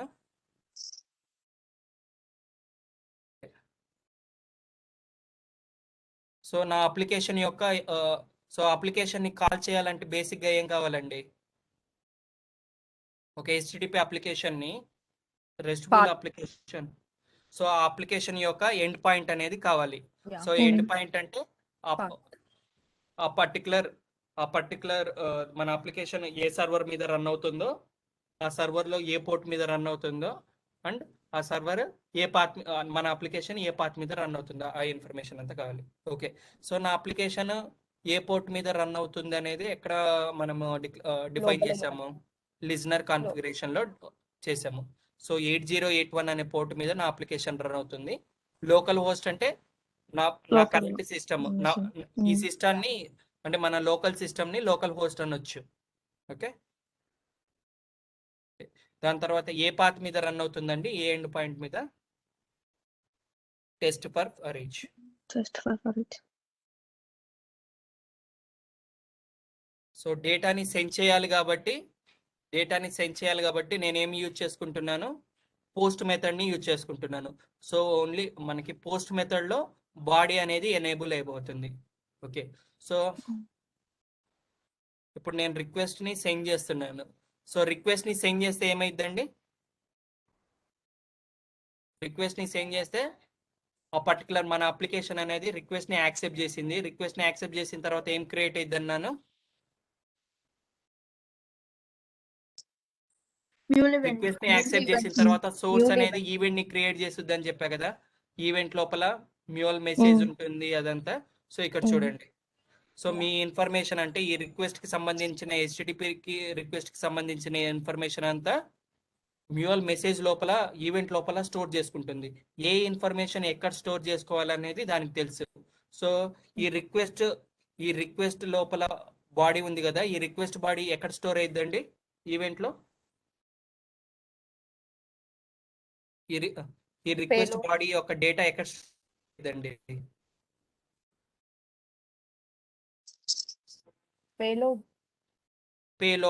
పేలోడ్ లో స్టోర్ అయింది. పేలోడ్ ఎక్కడ ఉంటుందండి? మ్యూల్ మెసేజ్ లోపల ఉంటది. మెసేజ్ లోపల ఉంటుంది. ఓకే, ఈ పర్టికులర్ ఇన్ఫర్మేషన్ ఉంది కదండి, local host, port number, request path, ఈ ఇన్ఫర్మేషన్ అంతా ఎక్కడ స్టోర్ అయిద్దండి?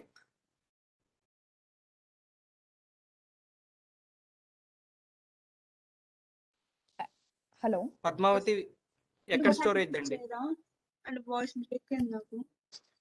ఈ రిక్వెస్ట్ లో URL ఇన్ఫర్మేషన్ ఉంటుంది కదా, ఆ ఇన్ఫర్మేషన్ అంతా ఎక్కడ స్టోర్ చేసుకుంటుంది మ్యూల్ మన అప్లికేషన్? పాత అట్రిబ్యూట్స్ పాత్ యాట్రిబ్యూట్స్ లో స్టోర్ చేసుకుంటుంది, right? Okay. So HTTP request body అంతా ఎక్కడ స్టోర్ చేసుకుంది? Payload. పేలోడ్ లో స్టోర్ చేసుకుంది, right? HTTP request URL information మొత్తం ఈ హెడర్ కి సంబంధించిన ఇన్ఫర్మేషన్ అంతా Attributes. అట్రిబ్యూట్స్ లోపల స్టోర్ చేసుకుంది, రైట్?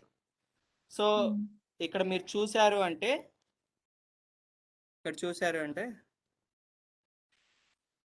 డీబగ్గర్ లో చూసారంటే పేలోడ్ లో ఏముందండి? పేలోడ్ లో ఇక్కడ ఏముందండి? మన హెచ్టిటిపి రిక్వెస్ట్ బాడీ అంతా స్టోర్ అయింది కదా.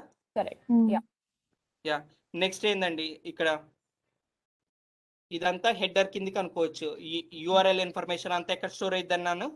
అట్రిబ్యూట్స్. యాట్రిబ్యూట్స్. యాట్రిబ్యూట్స్ అనేది దేని కిందికి వచ్చింది? మెసేజ్ కిందికి వచ్చింది. ఓకే, ఇక్కడ చూడండి.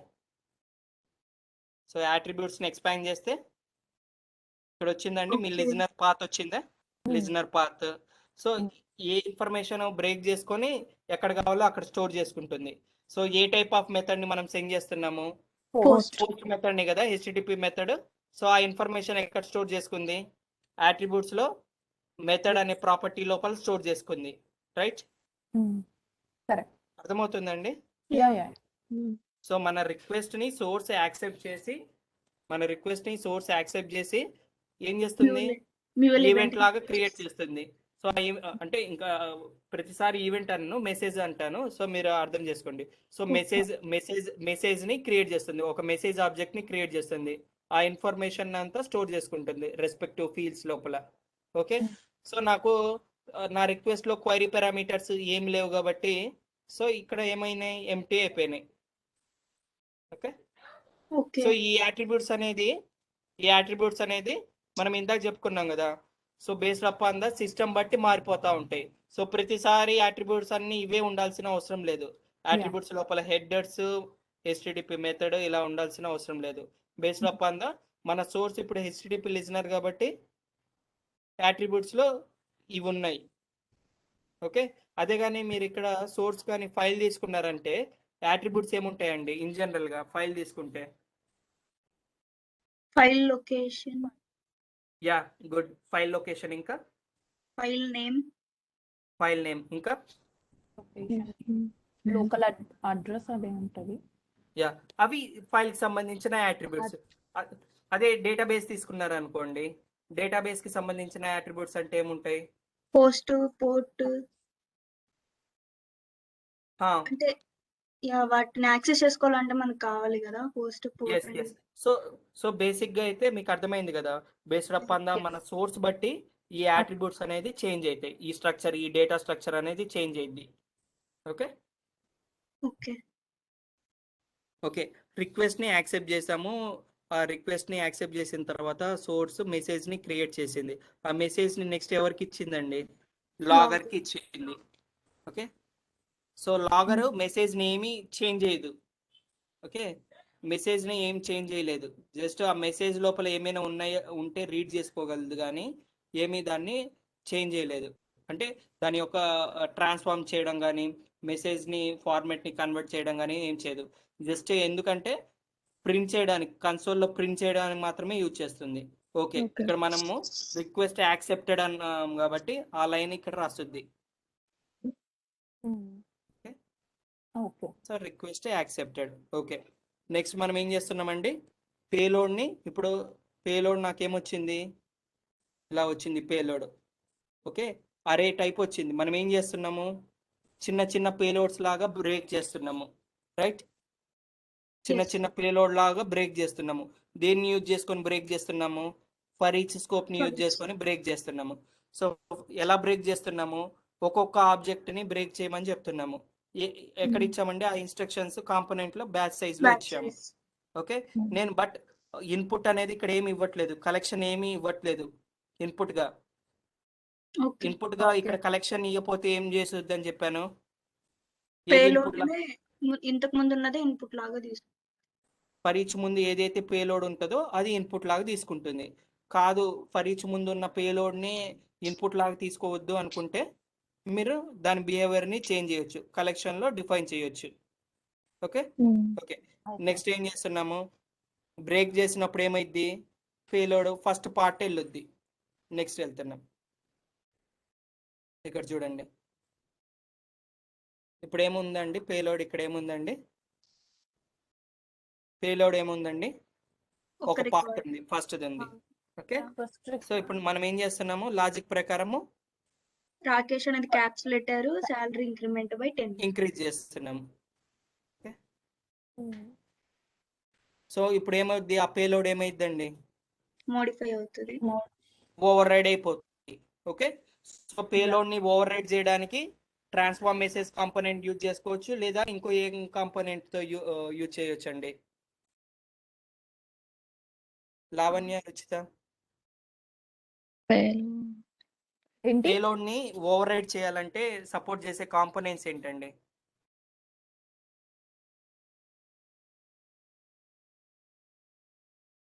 ఇప్పుడు ట్రాన్స్ఫార్మ్ మెసేజ్ కాంపోనెంట్ ని యూజ్ చేసుకొని పేలోడ్ ని ఓవర్ రైడ్ చేశాం కదండి. అవును. ఓకే, ట్రాన్స్ఫార్మ్ మెసేజ్ కాంపోనెంట్ కాకుండా వేరే కాంపోనెంట్ కొన్ని ఉన్నాయి. ఏ కాంపోనెంట్ ని యూజ్ చేసుకొని ఓవర్ రైడ్ చేయొచ్చు?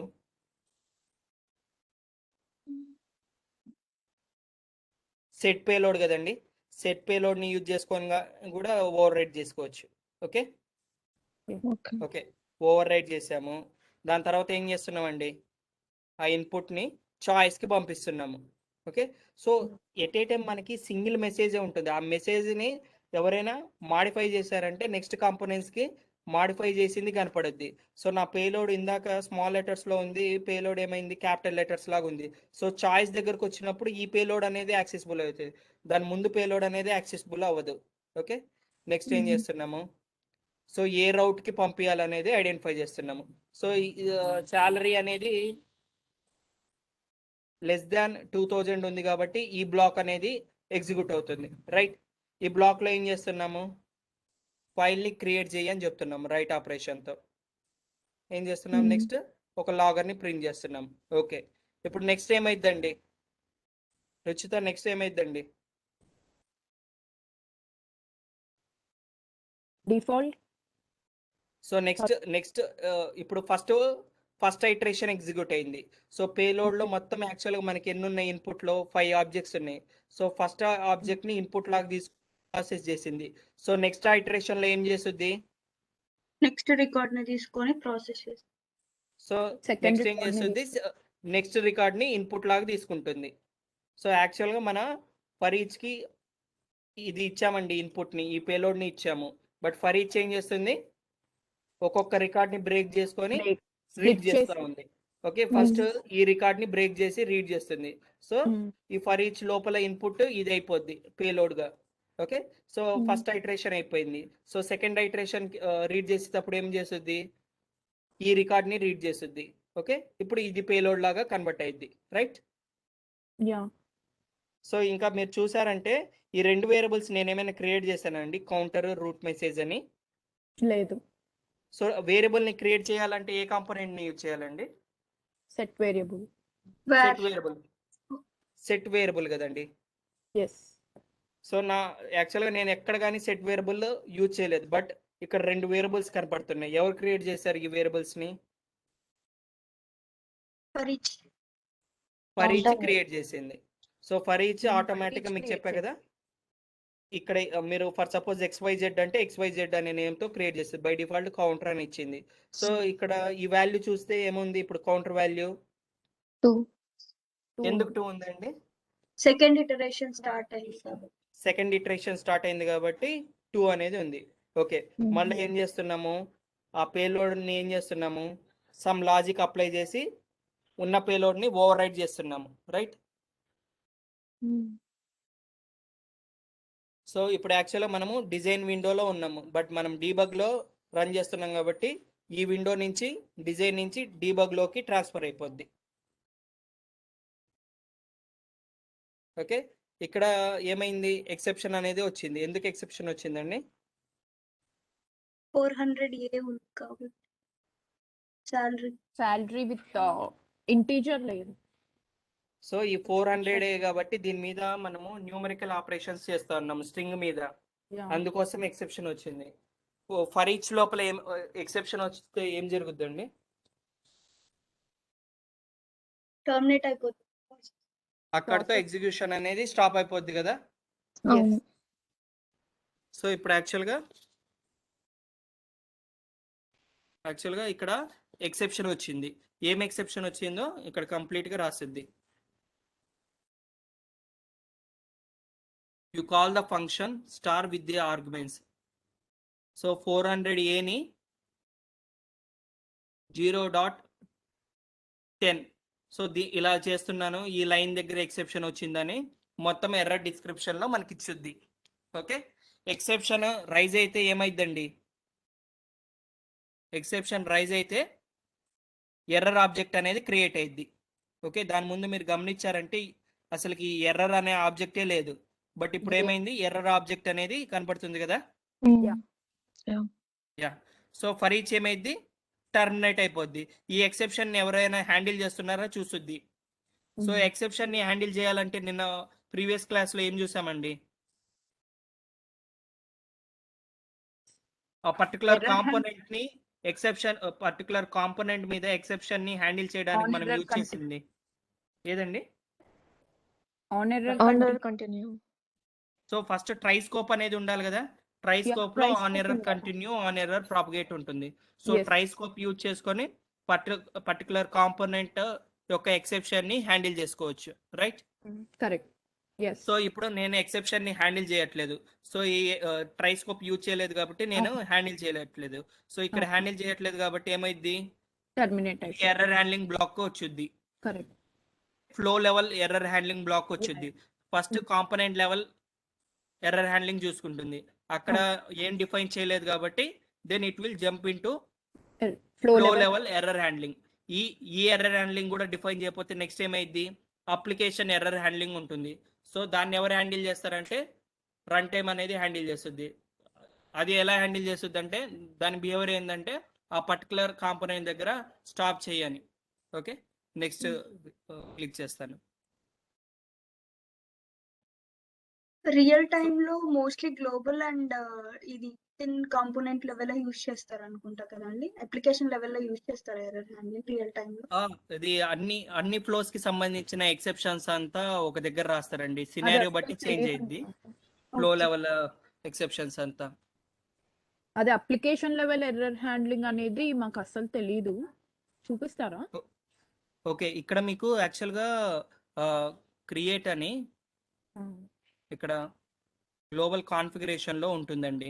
సో మనము కాన్ఫిగరేషన్ లో మనం అంటే సపరేట్ గా on error continue, on error handling block అనేది రాయాలి. ఇక్కడ మీకు కాంపోనెంట్ కి సంబంధించిన ఎక్సెప్షన్స్ మొత్తం ఇక్కడ మీకు మెన్షన్ చేస్తారండి. ఎర్రర్ హ్యాండ్లింగ్ కాన్సెప్ట్ వచ్చినప్పుడు మీకు చెప్తానులే. Okay okay okay okay ya okay Rakesh. Okay, but first iteration కి ఏమైందండి, ఫస్ట్ ఐటరేషన్ కి అయితే ఎగ్జిక్యూట్ అయింది కాబట్టి సక్సెస్ఫుల్ గా ఏమైంది, ఫైల్ అనేది ఈ టార్గెట్ అనే ఫోల్డర్ లో L2 అనే ఫోల్డర్ లో ఆ పర్టికులర్ ఎంప్లాయ్ ఇన్ఫర్మేషన్ అనేది స్టోర్ అయింది. ఓకే, సో ఎక్సెప్షన్ లేకుండా ఒక మంచి సినారియో తీసుకుంటాను, డేటాని చేంజ్ చేస్తాను. సో ఫెయిల్ అయిపోతే రెస్పాన్స్ ఏమొచ్చుద్దండి, యాక్చువల్గా మనం యూజ్ చేసింది HTTP రిక్వెస్ట్ సర్వర్కి హిట్ చేసాము, అంటే పోస్ట్ మ్యాన్ టూల్ యూజ్ చేసుకొని HTTP రిక్వెస్ట్ సెండ్ చేసాము. ఎవరికి సెండ్ చేసాము, మనం మ్యూల్ అప్లికేషన్కి సెండ్ చేసాము. మనం మ్యూల్ అప్లికేషన్ అనేది మ్యూల్ సర్వర్లో రన్ అవుతుంది. సో మీరు పోస్ట్ మ్యాన్ని యూజ్ చేసుకొని సర్వర్కి హిట్ చేశారు. ఓకే, ఆ సర్వర్ ఏం చేస్తుందండి, రెస్పాన్స్ అనేది రిటర్న్ చేస్తుంది కదా. సో ఈ కేసులో ఏమైంది, ఈ రిక్వెస్ట్కి సంబంధించిన రిక్వెస్ట్ ఏమైంది, ప్రాసెస్ చేసేటప్పుడు ఫెయిల్ అయింది కదండి. ఫెయిల్ అయిపోతే మనకి ఏమొచ్చుద్ది రెస్పాన్స్ లోపల, like error description. Lavanya, Ruchita, అర్థం కాలేదండి అడిగిన క్వశ్చన్? అర్థమైంది, లైక్ కరెక్ట్ గా అది రావట్లేదు. లైక్ ఓకే ఓకే, సో ఎక్కడైతే ఇప్పుడు మనం మన క్లాస్ లో చూసాం కదా, so source section error dot description అని ఇస్తాం కదా మామూలుగా. Exactly correct. యా, సో ఇప్పుడు మనకు HTTP రెస్పాన్స్ బాడీ అనేది ఏమొచ్చుద్ది, ఎర్రర్ డిస్క్రిప్షన్ అనేది వచ్చుద్ది. Ya right, correct.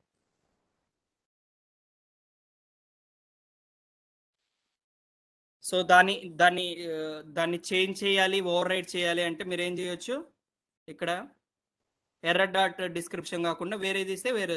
So correct. Final గా లాస్ట్ కాంపోనెంట్ ఉంటుంది కదండి, అవును. లాస్ట్ కాంపోనెంట్ దగ్గర ఏదైతే మ్యూల్ మెసేజ్ ఉందో ఆ మ్యూల్ మెసేజ్ అనేది సోర్స్ కి పంపించుద్ది. సో ఆ మ్యూల్ మెసేజ్ లోపల ఏదైతే పేలోడ్ ఉంటుందో ఆ పేలోడ్ ని రెస్పాన్స్ బాడీకి ఇచ్చుద్ది. ఓకే, ఫర్ సపోజ్ మధ్యలోనే కాంపోనెంట్ ఫెయిల్ అయింది అంటే ఆ కాంపోనెంట్ వరకు ఉన్న మెసేజ్ అనేది ఇక్కడికి ట్రావెల్ అయింది, సోర్స్ కి ట్రావెల్ అయింది. ఓకే, సో నాకు ఇక్కడ యాక్చువల్గా ఫస్ట్దే అయింది. ఓకే, నేను డిలీట్ చేస్తున్నాను. సో ఇప్పుడు గుడ్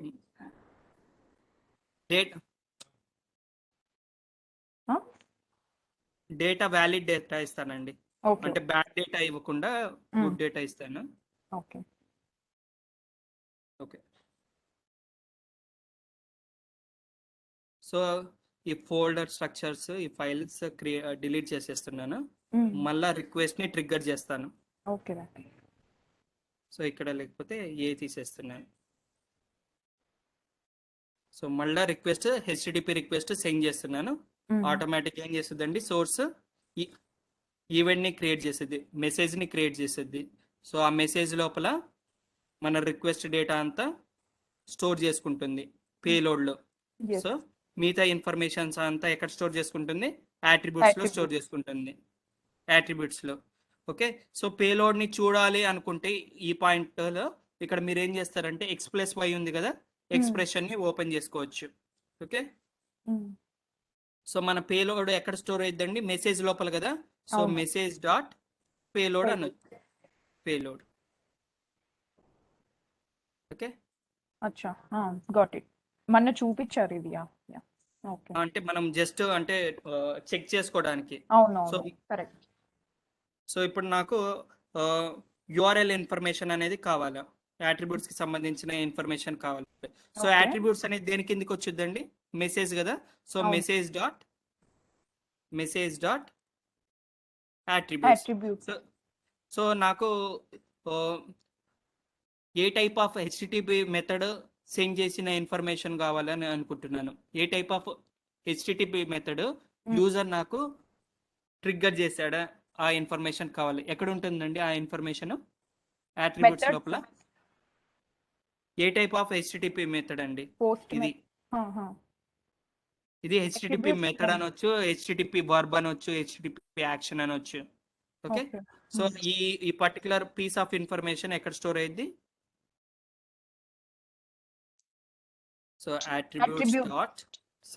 సో యాట్రిబ్యూట్స్ అనేది మెసేజ్ లో ఉంటుంది కాబట్టి message dot attributes dot method అంటాను. ఓకే, సో నాకు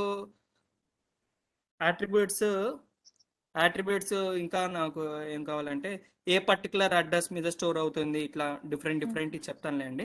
సో ఇది అంతా దీన్ని ఏమంటారు, ఇక్కడ రాసిన ఎక్స్ప్రెషన్ ని డిడబ్ల్యూఎల్ అంటారు. సో డిడబ్ల్యూఎల్ ని యూజ్ చేసుకొని డేటాని రిట్రీవ్ చేసుకుంటున్నారు.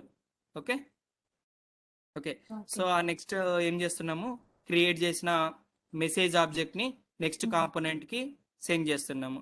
ఓకే, సో ఆ కాంపోనెంట్ ఏం చేయట్లేదు, జస్ట్ నెక్స్ట్ కాంపోనెంట్ కి ఫార్వర్డ్ చేస్తా ఉంది.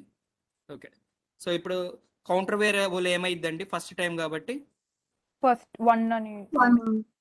ఆటోమేటిక్ గా ఫస్ట్ ఐటరేషన్ కాబట్టి ఇప్పుడు ఆటోమేటిక్ ఫర్ ఈచ్ అనేది ఎగ్జిక్యూట్ అవుతుంది. సో ఫర్ ఈచ్ ఎగ్జిక్యూట్ అయింది కాబట్టి ఇందాక వరకు మీరు చూసినప్పుడు వార్స్ వాల్యూ 0 ఉంది. సో ఇప్పుడు ఆటోమేటిక్ గా టూ వేరియబుల్స్ క్రియేట్ చేసింది కౌంటర్. ఇక్కడ ఏమైనా ఎర్రర్ ఆబ్జెక్ట్ ఉందండి, ఎర్రర్ ఉందా ఇక్కడ? లేదు. ఎర్రర్ ఎప్పుడు క్రియేట్ అయ్యింది, ఎర్రర్ ఆబ్జెక్ట్ ఎప్పుడు క్రియేట్ అయ్యింది, ఏదైనా ఎర్రర్ ఎక్సెప్షన్ త్రో చేసినప్పుడు అవుతుంది. ఓకే, సో ఇందాక వరకు పేలోడ్ చాలా ఉంది కదా, ఇన్పుట్ పేలోడ్. బట్ ఇప్పుడు ఏమైంది, ఫస్ట్ ఐటరేషన్ కాబట్టి ఫస్ట్ ఇది తీసుకుంటుంది. Okay,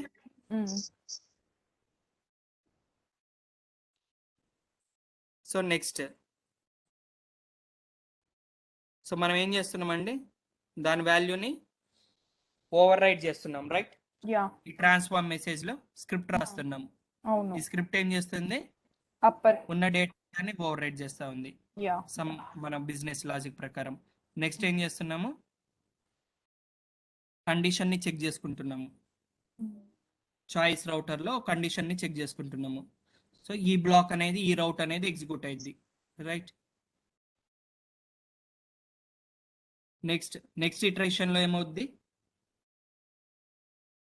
next ఇటరేషన్లో ఏమవుద్దండి? సెకండ్ ఆబ్జెక్ట్ అనేది వచ్చింది. ఓకే, సెకండ్ ఆబ్జెక్ట్ లో నేమ్ ఇలా ఉంది, శాలరీ ఇలా ఉంది. ఓకే, నెక్స్ట్ ఏం చేస్తున్నాము? ఇక్కడ ట్రాన్స్ఫార్మ్ మెసేజ్ లో కన్వర్ట్ చేస్తున్నాం. సో శాలరీని 10% ని ఇంక్రీజ్ చేస్తున్నాం. 400కి 10% అంటే 440 అయింది, రైట్. 440. Yeah. ఓకే, 440 అయింది. ఓకే, నెక్స్ట్ ఏం చేస్తున్నాం? 440 కాబట్టి లెస్ దాన్ ఇట్లా. Okay, similarly so same block ని మల్టిపుల్ టైమ్స్ ఎగ్జిక్యూట్ చేయడానికి ఫర్ ఈచ్ యూజ్ చేస్తున్నాం కదండి. యాక్చువల్గా అయితే ఇది ఎగ్జిక్యూట్ చేసిన వెంటనే ఇది ఎగ్జిక్యూట్ అయింది, దాని తర్వాత ఇలాగరే ఎగ్జిక్యూట్. బట్ ఇదే బ్లాక్ ని మల్టిపుల్ టైమ్స్ ఎగ్జిక్యూట్ చేస్తున్నాం విత్ డిఫరెంట్ డేటాతో ఎగ్జిక్యూట్ చేస్తున్నాం, రైట్. ఇప్పుడు నెక్స్ట్ ఏమవుతుంది? థర్డ్ ఎలిమెంట్ రీడ్ అవుతుంది. అరేలో ఉన్న థర్డ్ ఎలిమెంట్ ని రీడ్ చేస్తుంది for each. Okay, so read చేస్తుంది. సో ఇప్పుడు థర్డ్ ఐటరేషన్ కాబట్టి కౌంటర్ వేరియబుల్ 3 అవుతుంది. ఓకే, సో మళ్ళా ప్రింట్ చేస్తుంది. సో ఇప్పుడు ఎందుకు వస్తుంది? శాలరీ 2000 కన్నా ఇంక్రీజ్ అయింది ఈ పర్టికులర్ రికార్డ్ వాల్యూ, రైట్. 5000 కాబట్టి ఈ బ్లాక్ ఎగ్జిక్యూట్ అవుతుంది. ఓకే, సో నేను F8 అని కొట్టానంటే ఇంకేమి ఎక్కడ ఆగకుండా మొత్తం అప్లికేషన్ అనేది స్టాప్ అవ్వకుండా ఎగ్జిక్యూట్ అయిపోద్ది. ఓకే, ఇప్పుడు మన డెస్టినేషన్ లో చూసాను అంటే ఫ్లో ఎండ్ అయిపోతుంది. ఫ్లో ఎండ్ అయిపోద్ది. అదే కానీ నేను బ్రేక్ పాయింట్ పెట్టానంటే ఇంకా ఫ్లోలో ఎక్కడైనా బ్రేక్ పాయింట్ ఉందంటే ఆ బ్రేక్ పాయింట్ దగ్గర ఎగ్జిక్యూషన్ అనేది టెంపరీగా స్టాప్ అయ్యిద్ది. సో బ్రేక్ పాయింట్స్ ఎందుకు వెళ్ళిపోతాయండి? టెంపరీగా ఎగ్జిక్యూషన్ ని స్టాప్ చేయడానికి యూజ్ అవుతున్నాయి, రైట్. సో ఇప్పుడు మన రిక్వైర్మెంట్ ప్రకారము 2 ఫైల్స్ అనేది క్రియేట్ అవ్వాలి. లెస్ దాన్ 2000 శాలరీ సంబంధించిన ఎంప్లాయీస్ ఒక ఫైల్, గ్రేటర్ దాన్ 2000 సంబంధించిన. ఓకే, అవి ఎక్కడ క్రియేట్ చేస్తున్నాము? టార్గెట్ ఫోల్డర్ లో L1 L2 అంటున్నాము. ఓకే, L1 ఎంప్లాయీస్ చూస్తే పద్మావతి వచ్చింది, ఎందుకంటే 2000 శాలరీ కన్నా ఎక్కువ. బట్ ఇక్కడ చూడండి, ఒక ఎంప్లాయీ మాత్రమే వచ్చింది, లాస్ట్ ఎంప్లాయీ మాత్రమే వచ్చింది. ఎందుకు వచ్చిందండి? Less than 2000. బట్ మిగతా ఎంప్లాయీస్ కూడా ఉన్నారు కదా, ఆరాధన ఉంది, హిమజ ఉంది, ఈ ఎంప్లాయీ కూడా ఉన్నారు కదా. బట్ ఓన్లీ ఒకళ్ళే స్టోర్ అయ్యారు కదా. ఫర్ ఈచ్ 1 రికార్డే కాబట్టి ఫర్ ఈచ్ 1 రికార్డ్ అనేది జస్ట్ డేటాని ఎలా స్ప్లిట్ చేయాలో చెప్తున్నాము. అక్కడ Override బ్యాచ్ సైజ్ చేస్తారు. 1 జస్ట్ అది స్ప్లిట్ చేయడానికి. డేటాని స్ప్లిట్ చేయడానికి చెప్పేది అది. ఓకే, రైట్ ఆపరేషన్ లో ఓవర్ రైట్ ఇచ్చింది. మనం రైట్ ఆపరేషన్ లో మనం ఏం చెప్తున్నాము? ఓవర్ రైట్ అంటున్నాము. Over right. సో ఆల్రెడీ ఫైల్లోకి రాస్తుంది, మళ్ళీ డిలీట్ చేస్తుంది ప్రతి ఐటరేషన్. సో లాస్ట్ ప్రింట్ అవుతుంది, లాస్ట్ ప్రింట్ అవుతుంది. ఓకే, ఇప్పుడు మనం ఏం చేద్దామంటే అపెండ్ అందాం. ఇక్కడ కూడా అపెండ్ అని. సో అపెండ్ అని ఇక్కడ ఏమైనా మీరు చేంజెస్ చేస్తే ఆ XML ని మీరు ఏం చేయాలి? మళ్ళీ సేవ్ ఆల్ అని చేయాలి. సేవ్ ఆల్ అని చేస్తే ఏమవుద్దండి? అప్లికేషన్ మొత్తము రీబిల్డ్ అవుద్ది. సో మీరు ఏమైనా చేంజెస్ చేస్తే మళ్ళీ కంప్లీట్ అప్లికేషన్ ని స్టాప్ చేయాల్సిన అవసరం లేదు, ఆటోమేటిక్ గా రీబిల్డ్ అయింది. రీబిల్డ్ అవ్వాలంటే ఏమని చెప్పాను? ఇక్కడ బిల్డ్ ఆటోమేటికల్లీ ఉంటుంది కదా, ఇది సెలెక్ట్ చేసుకోండి. ఓకే, ఓకే, ఇప్పుడు చూడండి ఇక్కడ నేనేం చేస్తున్నానంటే ఈ ఫోల్డర్ ఉంది కదా, ఈ ఫోల్డర్ని డిలీట్ చేసేస్తున్నాను. Okay, so already file open చేశాను కాబట్టి ఆ ఫోల్డర్ డిలీట్ అవ్వట్లేదు. Try again. ఓకే, సో నేను బ్రేక్ పాయింట్స్ అసలుకి స్టాప్ అవ్వకుండా చేయాలి అనుకుంటే ఏం చేయొచ్చండి? టెంపరీగా డిజేబుల్ చేయొచ్చు. ఓకే, వద్దనుకుంటే దీని మీద రైట్ క్లిక్ చేసి రిమూవ్ బ్రేక్ పాయింట్ అనొచ్చు. ఇప్పుడు నేను మళ్ళీ అదే రిక్వెస్ట్ని ట్రిగ్గర్ చేస్తున్నాను. ఓకే, ఇప్పుడు మీరు చూడండి, ఫైల్స్లోకి వెళ్తే టార్గెట్ అనే ఫోల్డర్ లోపల L1 అనే ఫోల్డర్ క్రియేట్ అయింది. L1లో పద్మావతి వచ్చింది. L2లో మిగతా అందరి ఎంప్లాయీస్ వచ్చారు కదండి. Correct. Got it. Okay okay ఇంకొక సినారియో చూసి దాని తర్వాత చూద్దాం. సో నాకు కేసులో ఇందాక చూసాం కదా, ఫర్ సపోజ్ హిమజ ఉంది, ఈ బ్యాడ్ రికార్డ్ వచ్చింది. సో ఈ బ్యాడ్ రికార్డ్ మాత్రమే ఇగ్నోర్ చేసి మిగతా ఎగ్జిక్యూషన్ అంతా కంటిన్యూ అవ్వాలి. ఓకే, ఈ పర్టికులర్ బ్యాడ్ రికార్డ్ మాత్రమే, ఏవైతే బ్యాడ్ రికార్డ్స్ ఉంటాయో ఆ పర్టికులర్ బ్యాడ్ రికార్డ్స్ మాత్రమే ఒక ఫైల్లోకి స్టోర్ చేయాలి. ఓకే. ఓకే, సక్సెస్ఫుల్ రికార్డ్స్ ఏమో దీనిలాగా L1 L2 లాగా క్రియేట్ చేయాలి. బ్యాడ్ రికార్డ్స్ ఇక్కడ ఇంకోటి ఫోల్డర్ మనం బ్యాడ్ రికార్డ్స్ అని పెట్టుకుంటాము. సో ఆ బ్యాడ్ రికార్డ్స్ ఫోల్డర్ లోపల క్రియేట్ చేయాలి. ఇందాక ఫర్ ఈచ్ లో ఒక దగ్గర ఎక్సెప్షన్ వచ్చేసరికి మిగతా ఎగ్జిక్యూషన్ అంతా స్టాప్ అయిపోయింది కదా. అవును అవును. సో బట్ నా రిక్వైర్మెంట్ అది కాదు. సో ఏవైతే ప్యారలల్ ఇలా ఫర్ ఈచ్ యూస్ చేసి చేయొచ్చు. సో దీని ద్వారా కూడా చేయొచ్చు. ఎలా చేయొచ్చు చూద్దాం. ఓకే, ఫర్ ఈచ్ ద్వారానా? ఫర్ ఈచ్ ద్వారా. Oh so okay. Particular exception ని హ్యాండిల్ చేయాలంటే ఏమని చెప్పుకున్నాము? Component Try level. scope. For each అనేది కూడా ఒక కాంపోనెంట్ కదా. సో ఈ అవును. ఫర్ ఈచ్ కాంపోనెంట్ లోపల ఉన్నదంతా హ్యాండిల్ చేయాలనుకుంటున్నాను. Okay, so try scope use చేయొచ్చు. Ya exactly. సో ట్రైస్కోప్ నేను ఇక్కడ ఓకే యూజ్ చేస్తాను. సో ఈ లాజిక్ అంతా ట్రైస్కోప్ లో పెట్టేస్తాను. ఓకే. Okay.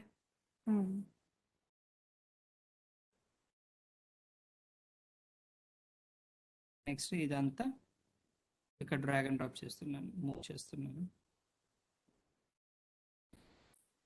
సో ఇక్కడ మీరు ట్రైస్కోప్ లో పెట్టారు, బట్ అది ఎక్సెప్షన్ వచ్చినప్పుడు ఎర్రర్ ని హ్యాండిల్ చేయాలి కదా. ఎలా హ్యాండిల్ చేయాలనేది మనము మెన్షన్ చేయాలి కదా. మనం ఎర్రర్ ని హ్యాండిల్ చేసే టెక్నిక్స్ ఏమేమి ఉన్నాయండి? On error continue and on error propagate. ఇప్పుడు ఈ కేసులో ఏది యూజ్ చేయాల్సి వచ్చింది? ఆ పర్టికులర్ ఎర్రర్ ని ఇగ్నోర్ చేయాలి అన్నప్పుడు కంటిన్యూ. కంటిన్యూ యూజ్ చేసుకోవాలి. Okay, yes. సో ఇక్కడ ఆన్ ఎర్రర్ కంటిన్యూలో మనం ఏం చెప్పాలి? ఏ టైప్ ఆఫ్ చాలా డిఫరెంట్ టైప్ ఆఫ్ ఎర్రర్స్ ఉంటాయి కదా. ఏ టైప్ ఆఫ్ ఎర్రర్ వచ్చినప్పుడు ఈ బ్లాక్ లోపలికి ఎంటర్ అవ్వాలి అనేది ఎక్కడ డిఫైన్ చేస్తామండి? అక్కడ ఐ మీన్ అక్కడ అదేంటి ఇక్కడ Type టైప్ లో. అనేది ఉంటుంది. ఓకే, సో ఇక్కడ Any better. మీకు డ్రాప్ డౌన్ లిస్ట్ లో వచ్చే ఎప్పుడు చేంజ్ అవుతా ఉంటాయి బేస్డ్ ఆఫ్ కనెక్టర్స్ ని యూజ్ చేసుకునే దాన్ని బట్టి. సో ఈ స్కోప్ లోపల ఫైల్ కి సంబంధించిన ట్రాన్స్ఫార్మింగ్ కి సంబంధించిన టైప్స్ ఆఫ్ ఎక్సెప్షన్స్ వస్తాయి కాబట్టి ఇక్కడ ఓన్లీ దాని రిలేటెడ్ మాత్రమే వస్తాయి. సో నేను ఇక్కడ ఎనీ అని పెట్టాను, అంటే ఏ టైప్ ఆఫ్ ఎక్సెప్షన్ వచ్చినా ఈ బ్లాక్ లోపలికి వెళ్ళు అని చెప్తున్నాను. Okay, particular type of exception వచ్చినప్పుడే ఈ బ్లాక్ లోపలికి వెళ్ళాలి అంటే ఇక్కడ మనము సెలెక్ట్ చేసుకుంటాము. ఓకే, సో బ్యాడ్ రికార్డ్స్ వచ్చినప్పుడు ఇంకో ఫైల్ క్రియేట్ చేయాలి అని చెప్తున్నాం కదా. అప్పుడు ఏం చేయాలండి? బ్యాడ్ రికార్డ్స్ అంతా ఒక ఫైల్లోకి స్టోర్ చేయాలి అని చెప్పాం కదా. అవును. ఇప్పుడు ఏం చేయాలి లాజిక్ ప్రకారము? ఇక్కడ ఇక్కడ ఏం చేస్తాను? ఇంకో రైట్ రైట్ ఆపరేషన్ యూజ్ తీసుకుంటాము. చేసుకుంటాను. యా. ఓకే, నేను ఏం చేస్తానంటే same connector configuration yes.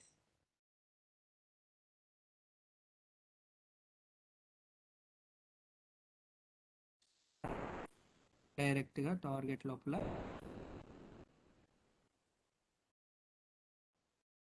Bad records అని పెడుతున్నాను. What employees. ఓకే, సో ఇక్కడ నేను ఏం చేస్తున్నాను, ఇంకోటి జస్ట్ లాగర్. సో మనకి యా.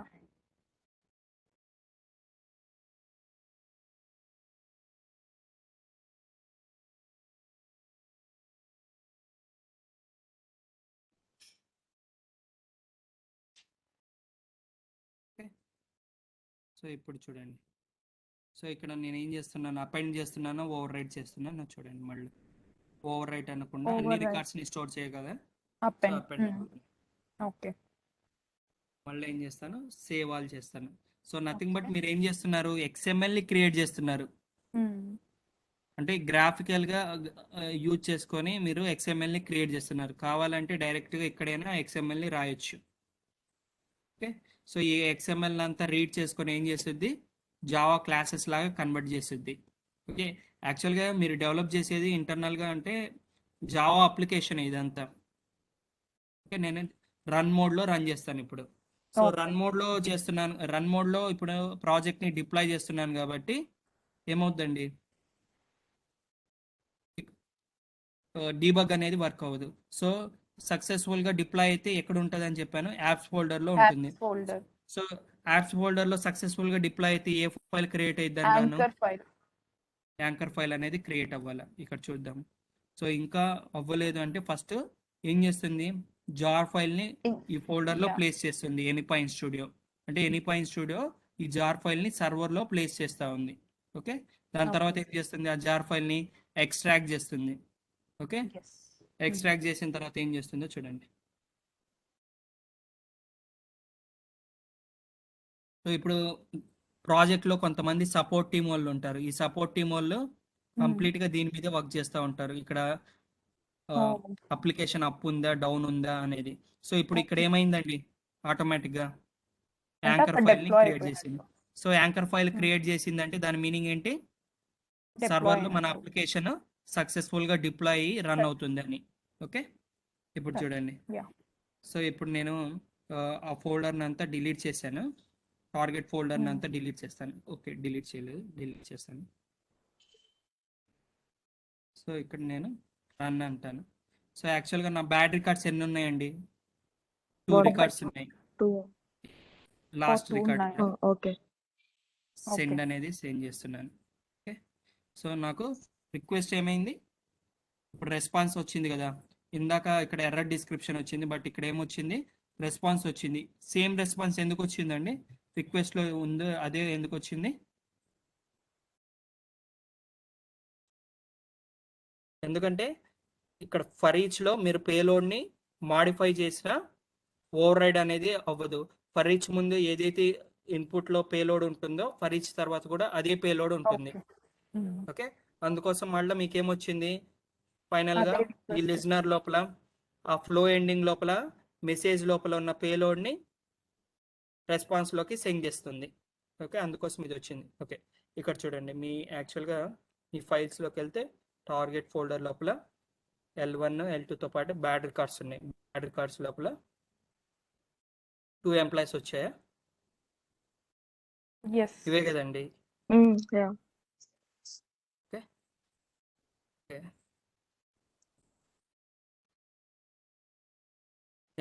సో మీరు ఇదే లాజిక్ని ఇప్పుడు మీకు అర్థమైంది కదా. సో ప్యారలల్ ఫర్ ఈచ్తో ఇంప్లిమెంట్ చేయండి, బ్యాచ్ జాబ్తో కూడా ఇంప్లిమెంట్ చేయండి. Okay. జస్ట్ ఒక ఎనీ పాయింట్స్ చూడు 5 minutes చెప్పి ఎండ్ చేద్దామండి. అంటే ఏంటి రాకేష్, ఎనీ పాయింట్ స్టూడియో అంటే లైక్ కాన్ఫిగరేషన్స్ చెప్తున్నారా, ఎలా ఏంటి ఎలా వర్క్? సో స్టూడియో అంటే ఏంటి, సాఫ్ట్వేర్స్ ఏంటి అని ఓకే జస్ట్ ఒక 5 minutes అండి. Okay okay, no problem. Okay, so మీరు ఎనీ పాయింట్ స్టూడియోని డౌన్లోడ్ చేసుకున్నారు అనుకోండి. సో ఎనీ పాయింట్ స్టూడియోతో పాటు సమ్ సాఫ్ట్వేర్స్ కూడా ఇన్బిల్ట్గా వస్తాయి.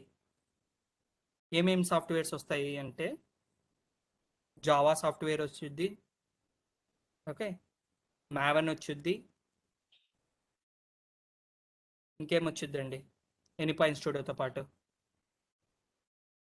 మ్యూల్ రన్ టైం వచ్చింది. సో ఈ 3 సాఫ్ట్వేర్స్ ఒకటి డౌన్లోడ్ చేసుకుంటే ఇంటర్నల్గా ఏమొస్తున్నాయి, 3 సాఫ్ట్వేర్స్ అనేది వస్తున్నాయి. సో ఎక్స్ప్లిసిట్గా మీరు మళ్ళీ జావాని ఇన్స్టాల్ చేసుకోవాల్సిన అవసరం లేదు, ఎనీ పాయింట్ స్టూడియోతో పాటే వచ్చింది. మావెన్ని కూడా ఇన్స్టాల్ చేసుకోవాల్సిన అవసరం లేదు ఎనీ పాయింట్ స్టూడియోతో పాటు. అండ్ మ్యూల్ రన్ టైం కూడా చేసుకోవచ్చు.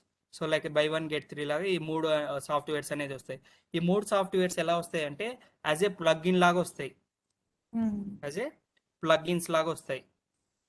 ఓకే ఓకే, సో మీకు నేను షేరింగ్ది ఆపేస్తాను ఒక సెకండ్.